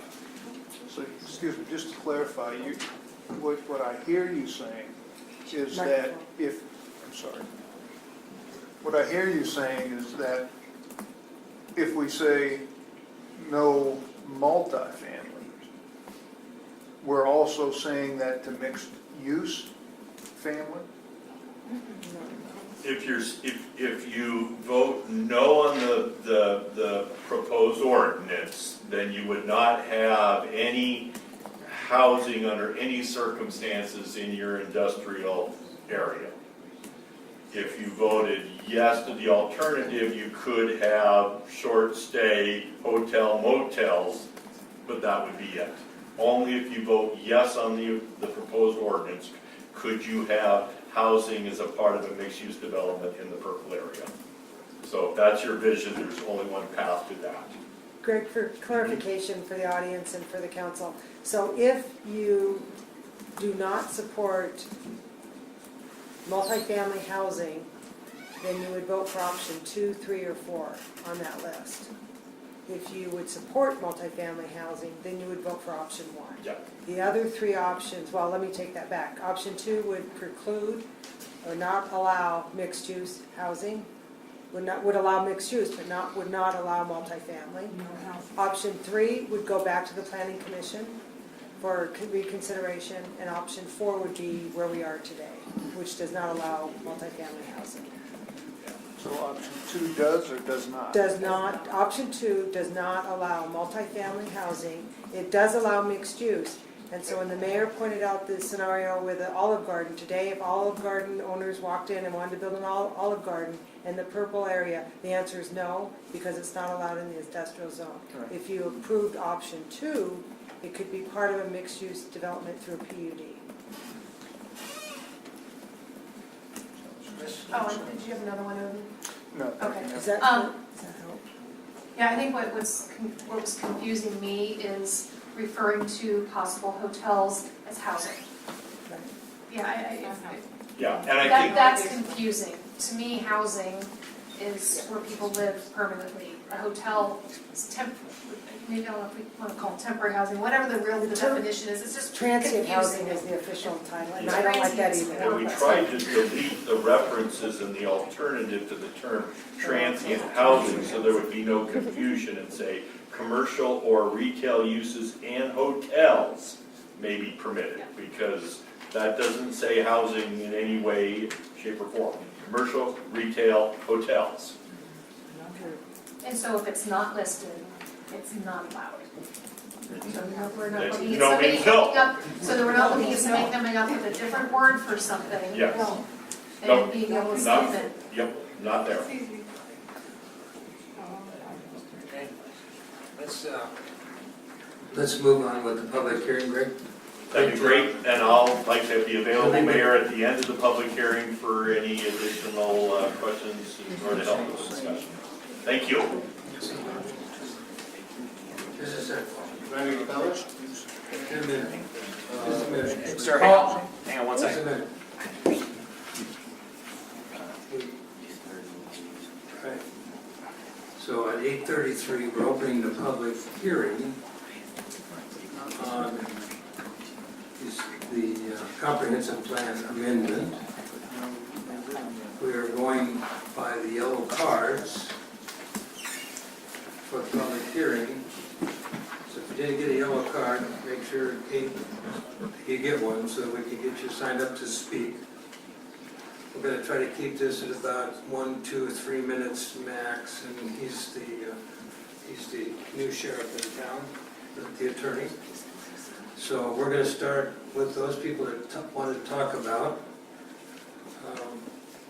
the public hearing. May I ask a quick question? So since I know this is a streaming meeting, may I ask that we have people come to the podium? Because I know some people like to stand up in their seats. We're going to try to get everybody to the microphone. Okay? So, Jason, here's, what is it? This is option.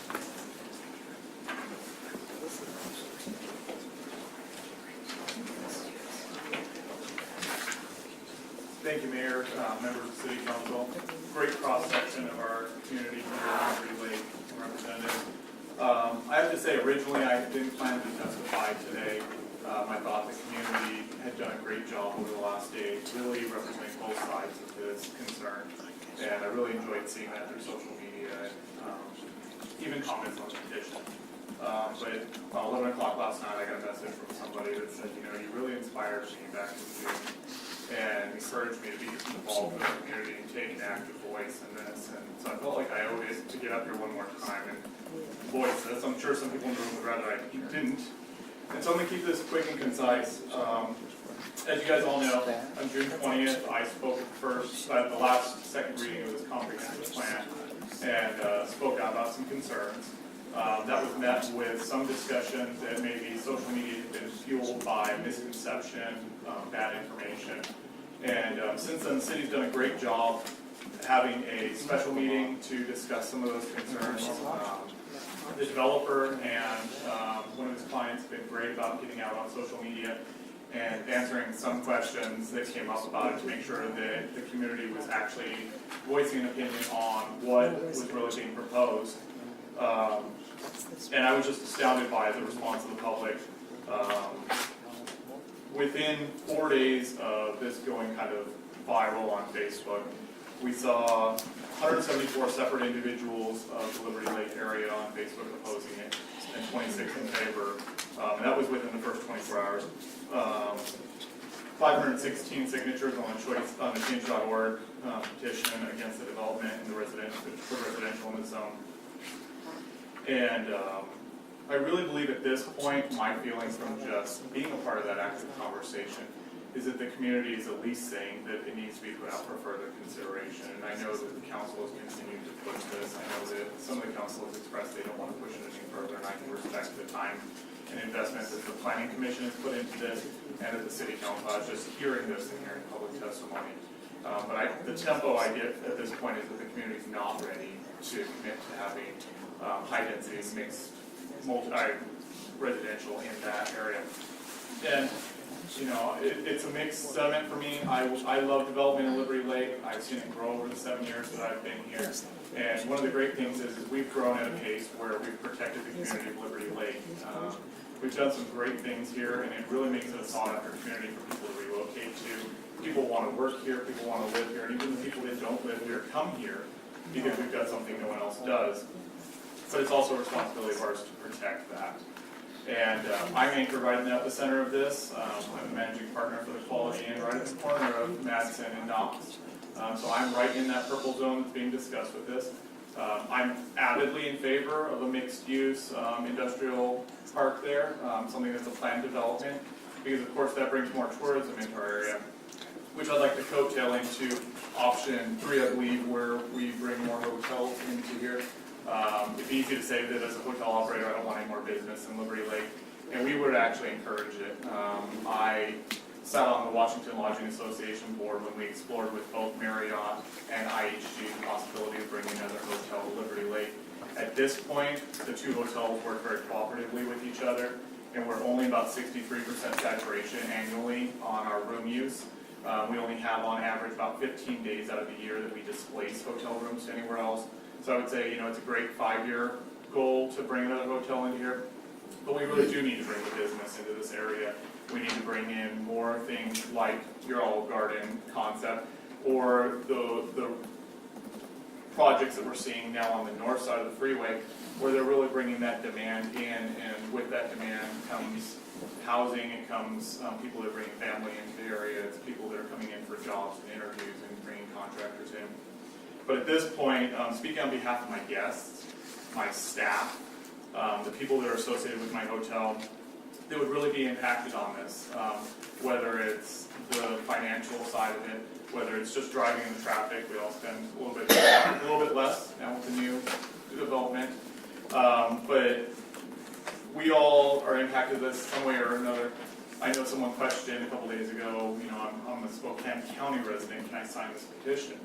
And I encouraged them, I said, yeah, because, you know, if you're shopping here, if you're working here, even if you just drive through here to get to Post Falls, you know, it's got some kind of impact on your lifestyle.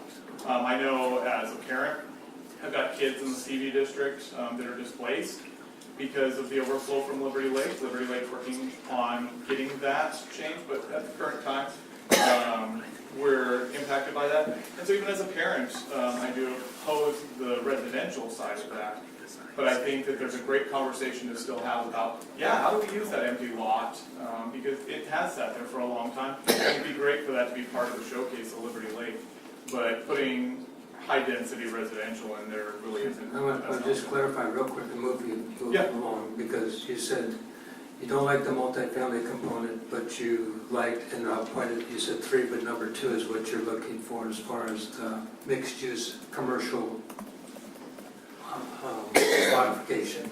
Is that correct? Yeah, absolutely, because, you know, Riverstone's going to bring enough into there that I think they'll support a little bit of that outcropping of residential demand, but I think the more that we bring in that restaurant and the light manufacturing.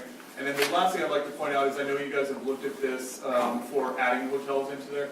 That may be an unnecessary step, because when it was incorporated and changed in this zone, at least the east of Madison, north of Alcoy, the light industrial, the reason it's got the verbiage of adding commercial in there as well is because that was a contingency for our hotel, is it had to be added into the verbiage to allow hotels, but it does exclude extended stays and everything else. That seems to be a concern. Thanks, Jason, appreciate it. Leo Notar. Leo.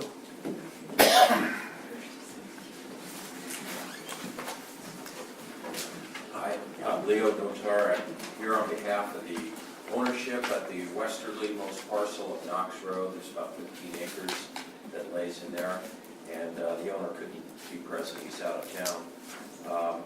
He asked me to encourage you to go with this option 2 that allows some commercial uses, and not to beat it to death, but like Mayor Peterson said, Olive Garden would be nice, something besides some concrete boxes. The ordinance 242, option 2, we give the ownership marketing flexibility as well as development flexibility. He believes that it can help bring more amenities and jobs to the area. So I encourage you to go with number 2. Thank you. Thank you, Leo. Bill Prince. As Bill's coming up, if I can just encourage you guys to really talk into the mic to make sure that everybody can hear you, to include the people that are viewing this online, please. Thank you, City Council. And I was the one yesterday that posted kind of a rendering of it, so if you want to put a face to a name, I appreciate all the comments and things that you're saying with that. And as a resident, I live at 1450 months here in Liberty Lake. I really appreciated the outpouring of just everybody's opinions. There you go. Outpouring of just support one way or another on this. I shared kind of my opinion. I am connected with the client. I do have a vested, you know, if multifamily was used. I think I've been pretty upfront about that. But I also speak as a resident that, you know, I really love what Jim Frank said, because that was a lot of what maybe I would share to you guys, is that the millennials are driving everything for the next 10 years, 20 years. And study after study is showing that they do prefer a mixed use, that they don't want to drive as much, that they want a restaurant where they live, a bike shop, all these amenities that we're seeing in the big cities, Portland, Seattle's, that allow them to have great walking scores. And this project's being proposed is right across the street from our farmers market in our city center, that we just can't seem to figure a way to make that more pedestrian friendly. So that's what this idea was about. And as a resident, I would rather see something like that. And that was my voice. Clearly a minority in that, and I appreciate and respect it.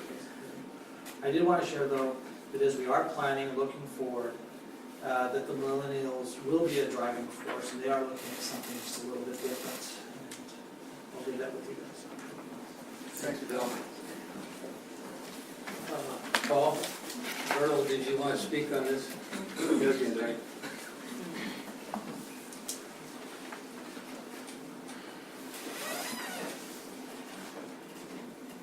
I thank you for the time. My name is Paul Bertel, address previously on the record.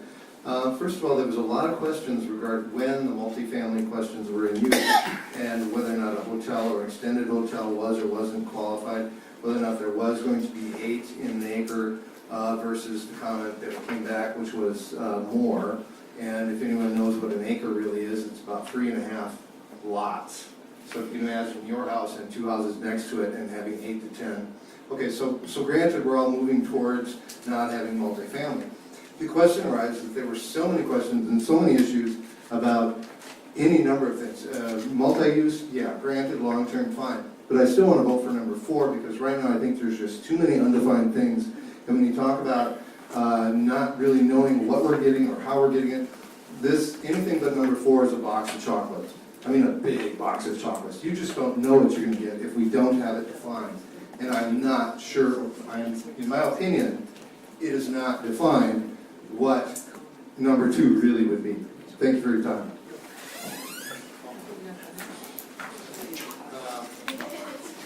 Any other comments? PG? Sorry.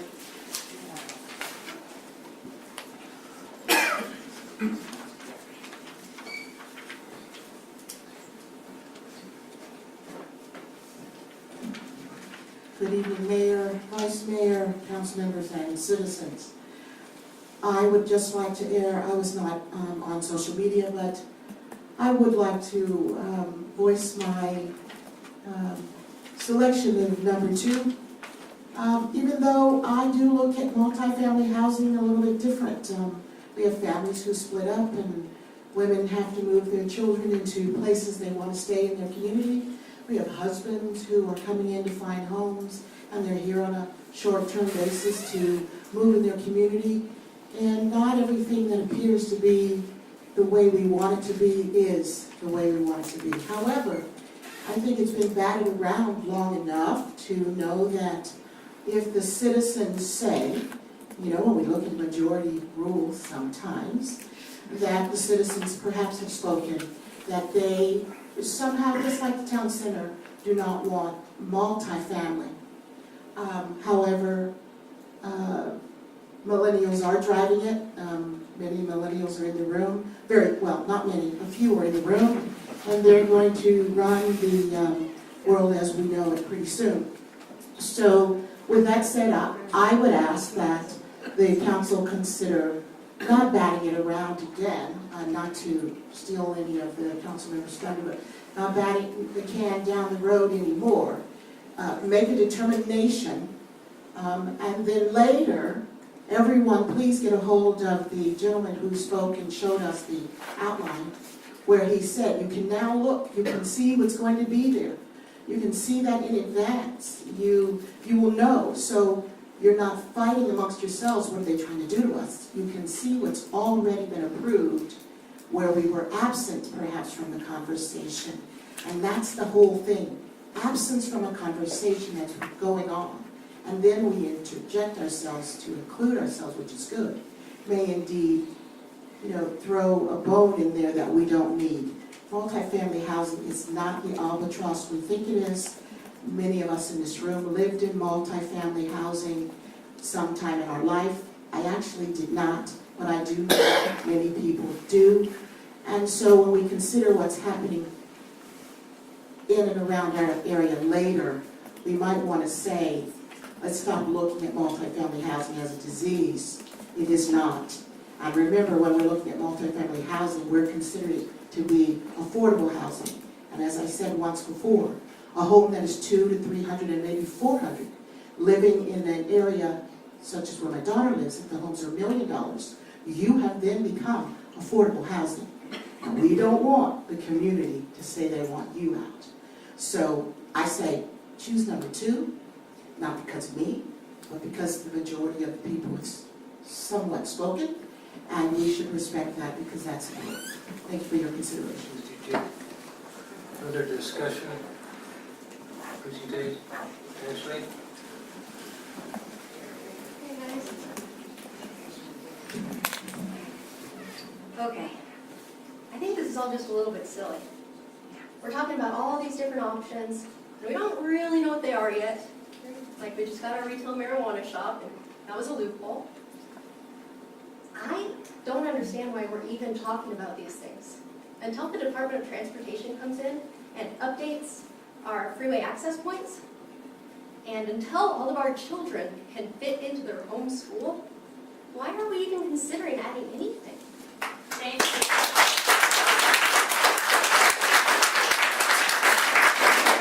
Number 4. It's been 9 days and 520 signatures, and it was only shared on Facebook. That's it. What about all the people that don't even go on Facebook? If I was going to be fair and said, okay, maybe half the people chose not to sign it, 520 people is a pretty good amount. In our August preliminary vote, I think it was 2,732 people that actually voted. So, just theoretically, 520 signatures against this would be just a hair under 20% of active community members. That's a pretty big statement. You guys have no idea what number 2 and number 3 are in the race. You think you do, but even the man that was up here, wherever he went, oh yeah, you still had no idea either. You said, oh, I'll check this, I'll check that. You and I have a lot in common. We use a lot of words to say what can be said in 3 sentences. But you have no idea. None of us do. Now, I am pretty positive, and correct me if I'm wrong, that if we choose number 4, we still have the option down the road to come back and rezone it again. So why don't we just be patient? Let's fix the problems that we already have. You guys are putting a lot of water in a broken bucket. And everyone doesn't understand. Everyone's mad. Everyone's confused. It seems silly. We're shipping kids out on a bus to go to school.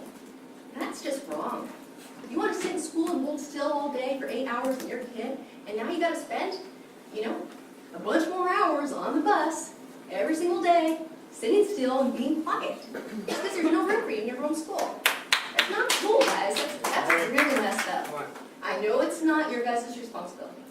Our hands are tied. The school district has to build more schools. I get that. And I know you guys can't do anything about our freeway access points, which are really inadequate for even what we have right now. I know you want your Olive Garden, but seriously, that's a lot to risk to spend Olive Garden. Now, can one of you explain to me why we just can't wait a little bit until we know for a fact that the schools up north have been built, the new, elementary school, and the new middle school that's going to go in by the high school, or near the hub, our high school? Why can't we just wait? Why can't we wait for the Department of Transportation to come in and fix the problems we already have?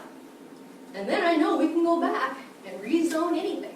I'm not against growth or housing, I'm not against apartments. I'm probably the most open-minded person you know. I'm really against, offering free pony rides when you got an old broken horse.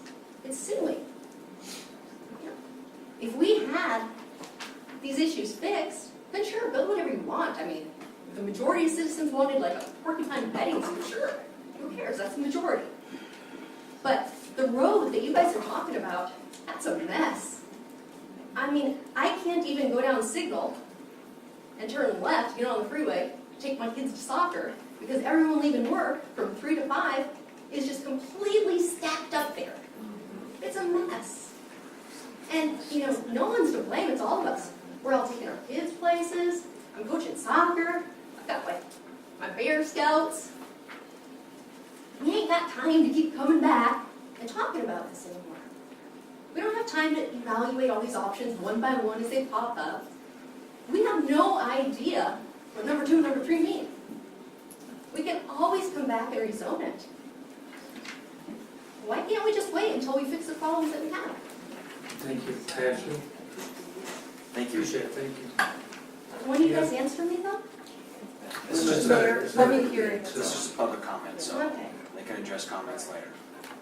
All right, thanks guys, I appreciate it. Thank you.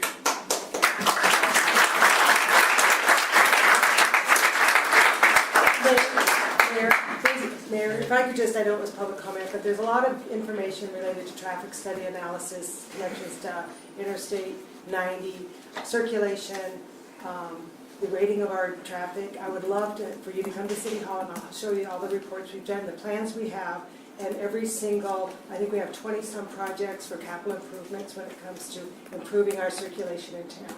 So I don't want you to think that just because you can't take a left at Signal onto Appleway at 3:30 in the afternoon, there is a plan.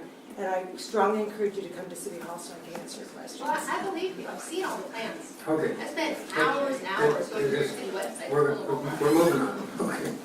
Hang on. Pardon? Any other comments? Not hearing it, we're going to go close to public hearing at 8:55. And we're at the second read ordinance. Greg, you're back. You're back. I'm back. Good deal.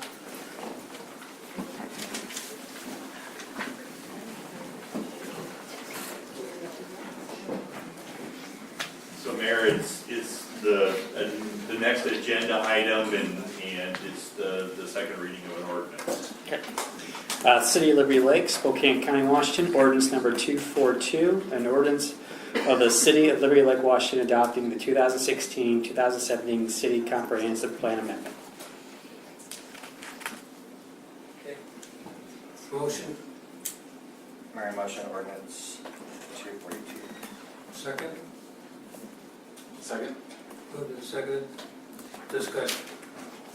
Or, No, this is time for the council to discuss. okay. Good. I'll jump in. I was going to reiterate what I've said 2 or 3 times before on the record. I don't know if you can go there.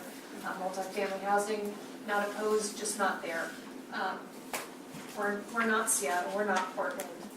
We are not a walk-to-work community. And I get the millennial thing, but you know, we've got a whole other part of town that's developing square around that concept. I happen to be lucky that got a job, I could walk to work, but I didn't take the job or move there specifically for that. Infrastructure's not there to handle another, 800-900 apartments. I'm torn at this point really between 2 and 4, and the only reason I am leaning towards 2 over number 4 is because given the control that the council would have, because number 2 would allow us to evaluate each project individually, they would not go through an automatic approval, for lack of better description. We would have control, be able to evaluate every project that came through there, and would have the authority to turn that down if I'm understanding correctly. And that's the only reason I would be leaning to number 2, other than just an outright no change. Because if a good project did come through, like a, forget the Olive Garden Cheesecake Factory, right? Yeah, Cheesecake Factory decided to come in, we don't fit their demographic, but, really, or even say, Cracker Barrel. They opened up a couple exits down the road, and that's, I'm sure, running great revenue to Post Falls, but if we go with number 4, entertaining those options and evaluating them goes away. With number 2, at least allows us to evaluate the potential based on a project-by-project basis. I'll throw out some comments or make sure I'm very clear on this. Greg, is option 2, I'm heavily leaning towards option 2. I don't believe this is an unknown piece. I think you defined it pretty well, but let me make sure I understand it. Option 2, there is no housing element, period. Correct. So we know that for sure. That's the number one thing that I think the citizens are telling us they want off of the table. So I think option 2 is that. I agree 100% with Councilmember Kaminskas. I like the idea of some control and some flexibility in there for some projects that might be able to come to the city to be awesome additions to the city. So at this point, I'm heavily in favor of option 2. Keith?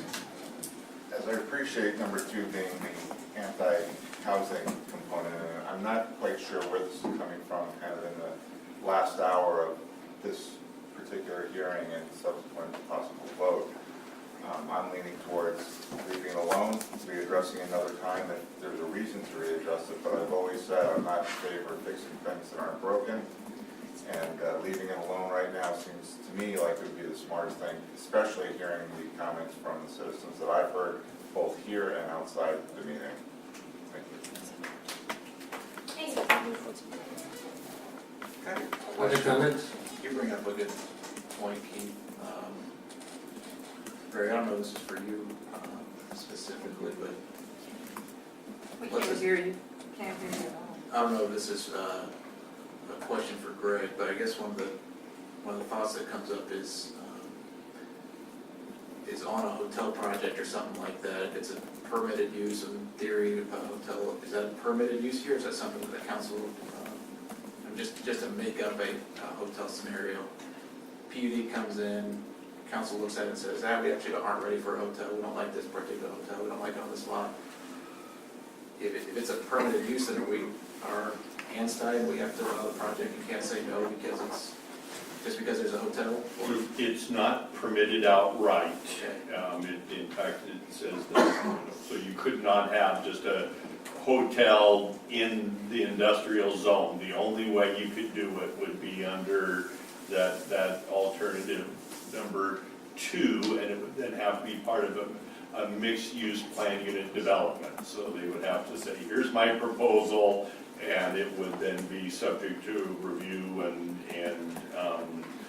it actually would go before the hearings examiner for a public hearing and evaluation against all the various criteria. One of the things about plan unit developments, it calls for superior design in a number of areas, so there would be an evaluation on that basis. So the only way you could have a hotel would be if it was part of a planned unit development, a mixed use, and a hotel was a component. That would be the only way. What would allow the council to decline a project? It could be for any reason we want, just as a vote from the council, or is it hearings and then it comes back and says, I recommend you move forward with this project? It would have to be based that it doesn't meet one of the criteria. There has to be a basis for the denial, so. That probably puts me back more actually than supporting number 4. That we don't want Greg, to point of clarification, I believe Amanda was indicating that all PUDs would not go to the hearing examiner. PUDs would be coming to council for review. For final action? For final action. So we need that clarification on that before Yeah. I can vote. So all okay, so Amanda's ill today, so she wasn't able to be here at this meeting tonight.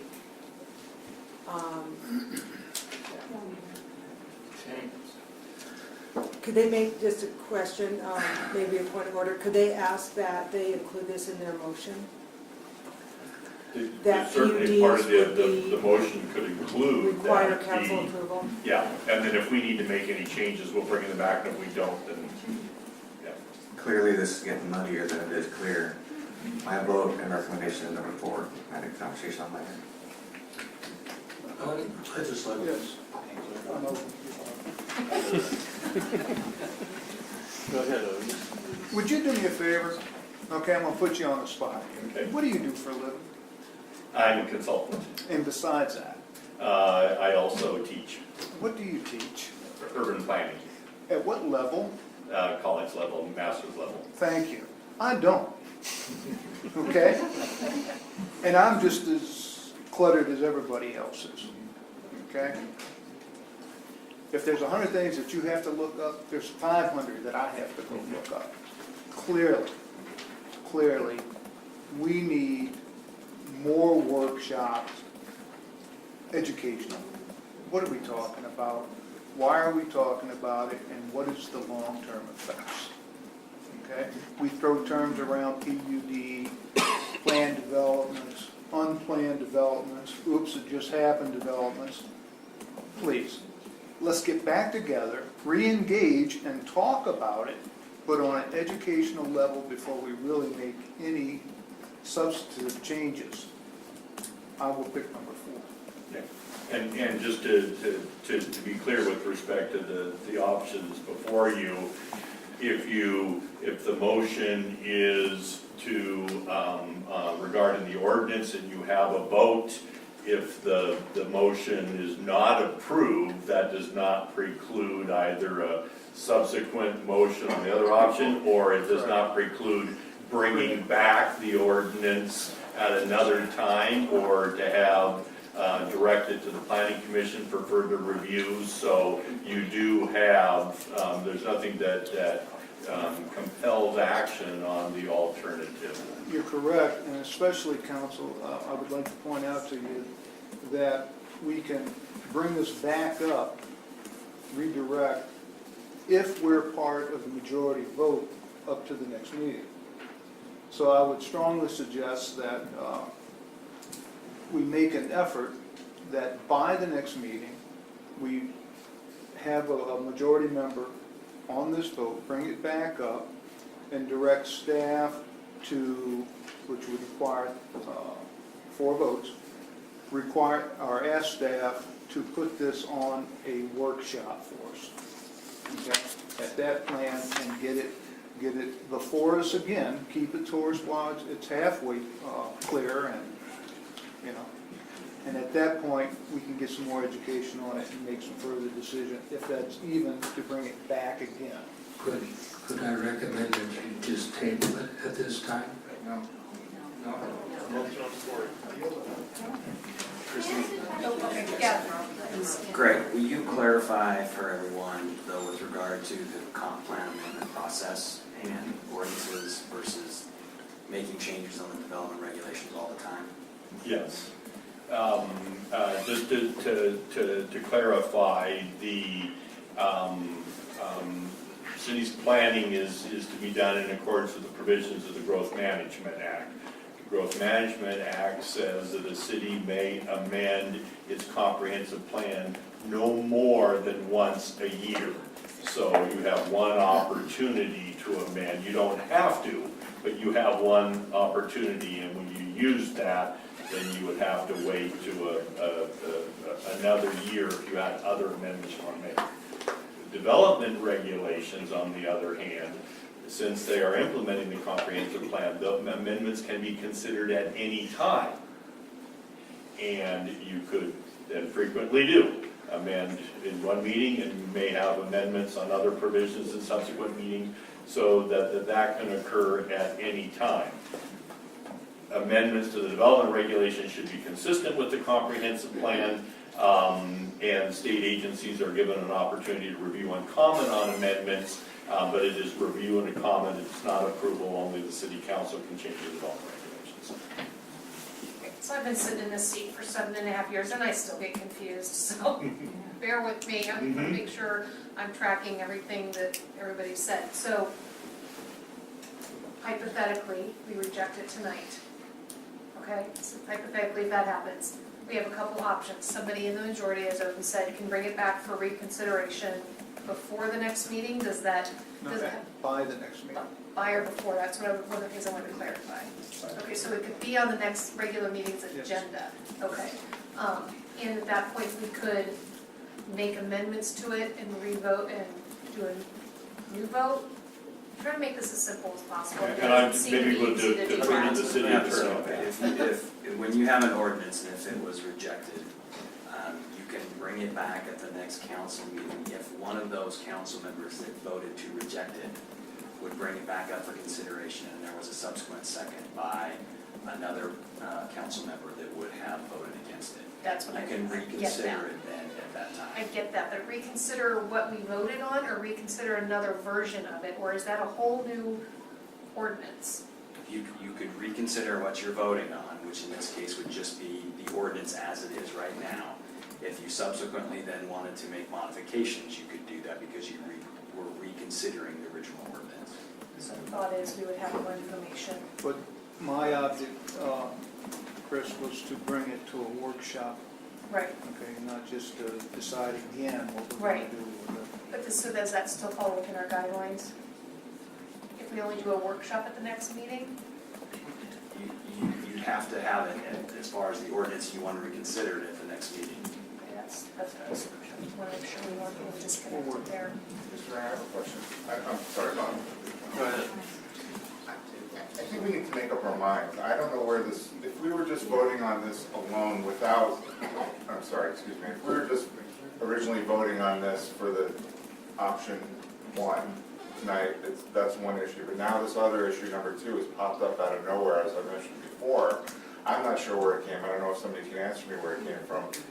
All this is just giving a chance to, I don't think we should table this. I mean, let's make a decision. If we decide we don't want to do it, we all look around, we vote no, let's leave it dead. As far as the next meeting goes, I'm not interested in continuing to say no to the same thing time after time after time.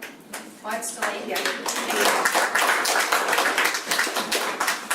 I'd just like to comment, I agree with what you're saying, Keith. And, you know, I served on a planning commission for almost 5 years here and 5 years in another community in Ohio. So I'm a little familiar with what we're trying to do here.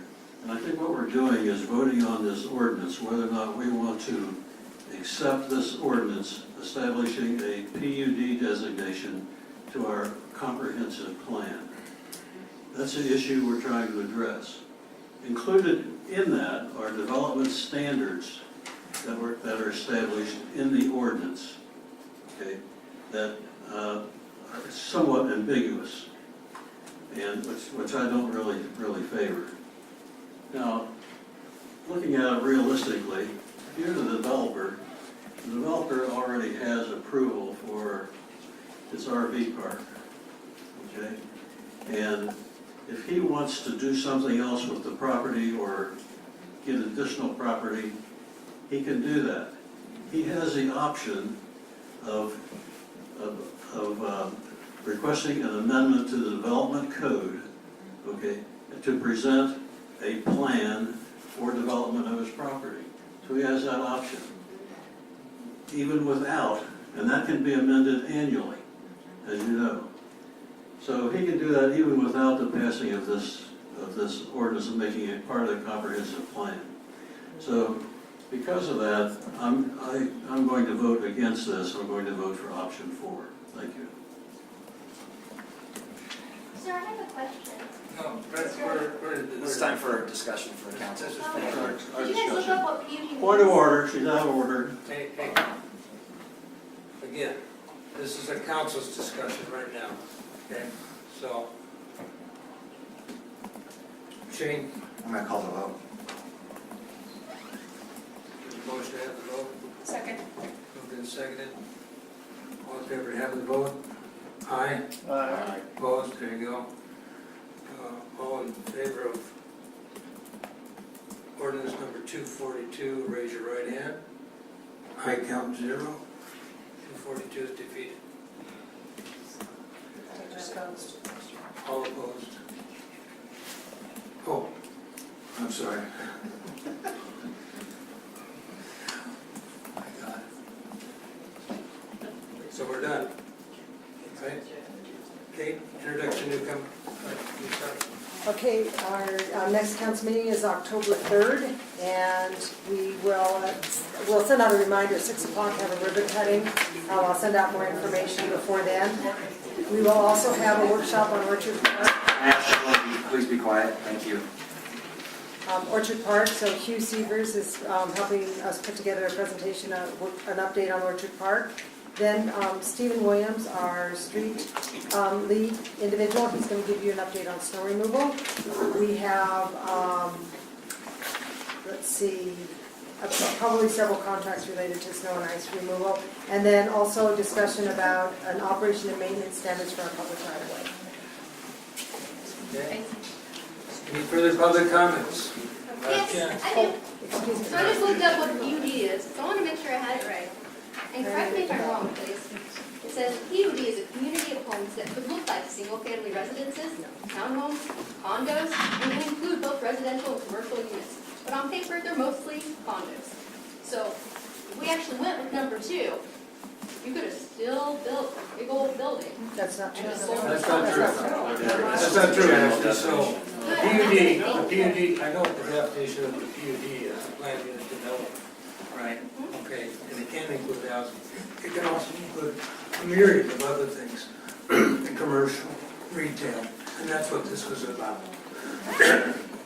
So, thanks for your comments. Any other comments? Easy.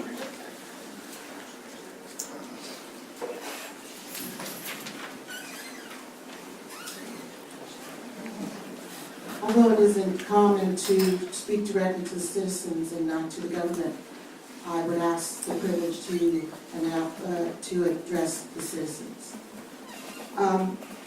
What's important to note, and it is hard to understand, and I'll maybe say that both Councilmember Moore and a few others on the council have kind of tried to educate us without having a particular workshop.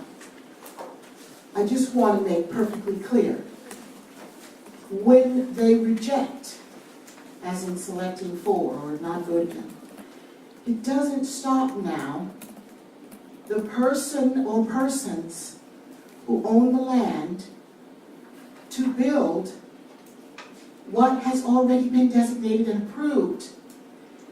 See, that's something, we're going to have workshops because you folks really need to know what all this means. Thank you. Because now what has happened, and everyone's going to be in an uproar if they start to see something come up.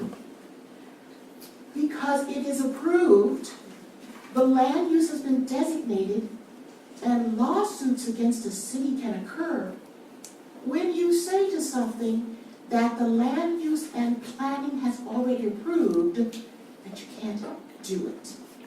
So sometimes in our best interest, we step on our own feet. I ask you all, because all of you want to be educated, and I believe in education more than I believe in anything other than God.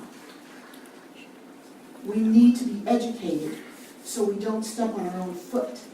Because right now, what has happened, and that's why personally, perhaps I was adopted too, so that you could hold fast to the decision you made, collectively and individually, to not have that albatross that you look at for whatever reason called multi-family. Whatever reason you look at it, whether you look at it as you want a lot of bicycles, a lot of children, you don't want, whatever it is. But right now, we've put ourselves in a bubble. We've locked ourselves into getting something. We are going to go home when it appears 2, 3, 4 years from now. We thought we voted against that. We're going to be mad. We're going to be in an uproar. We're going to become angry with each other. People who are watching this on whatever's being streamed are going to be angry with me. They don't even know me, but I'm all about education and information. Sometimes, we do make the wrong decision in our fight. We don't know what to ask for.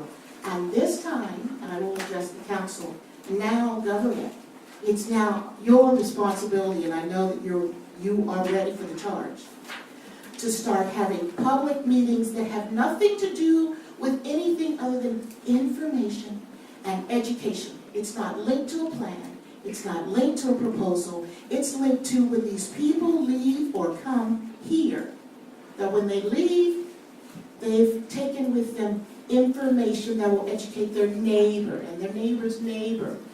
We have a fiduciary responsibility, all of us, because our monies are linked into how we live, to make sure we all know what we're talking about when we rage against the machine, and then the machine does what we want to do. But now we found out it's not in our best interest. I appreciate all of you, and I'm going to be here for you if you ever need me. And you probably won't need me, because the more educated you get, the more you can be on your own. You can fly by yourselves. But they're going to do their part, and we're going to do our part, so we're not angry and mad at our government. I thank you all for your consideration. It's just another piece of the puzzle we have to put together.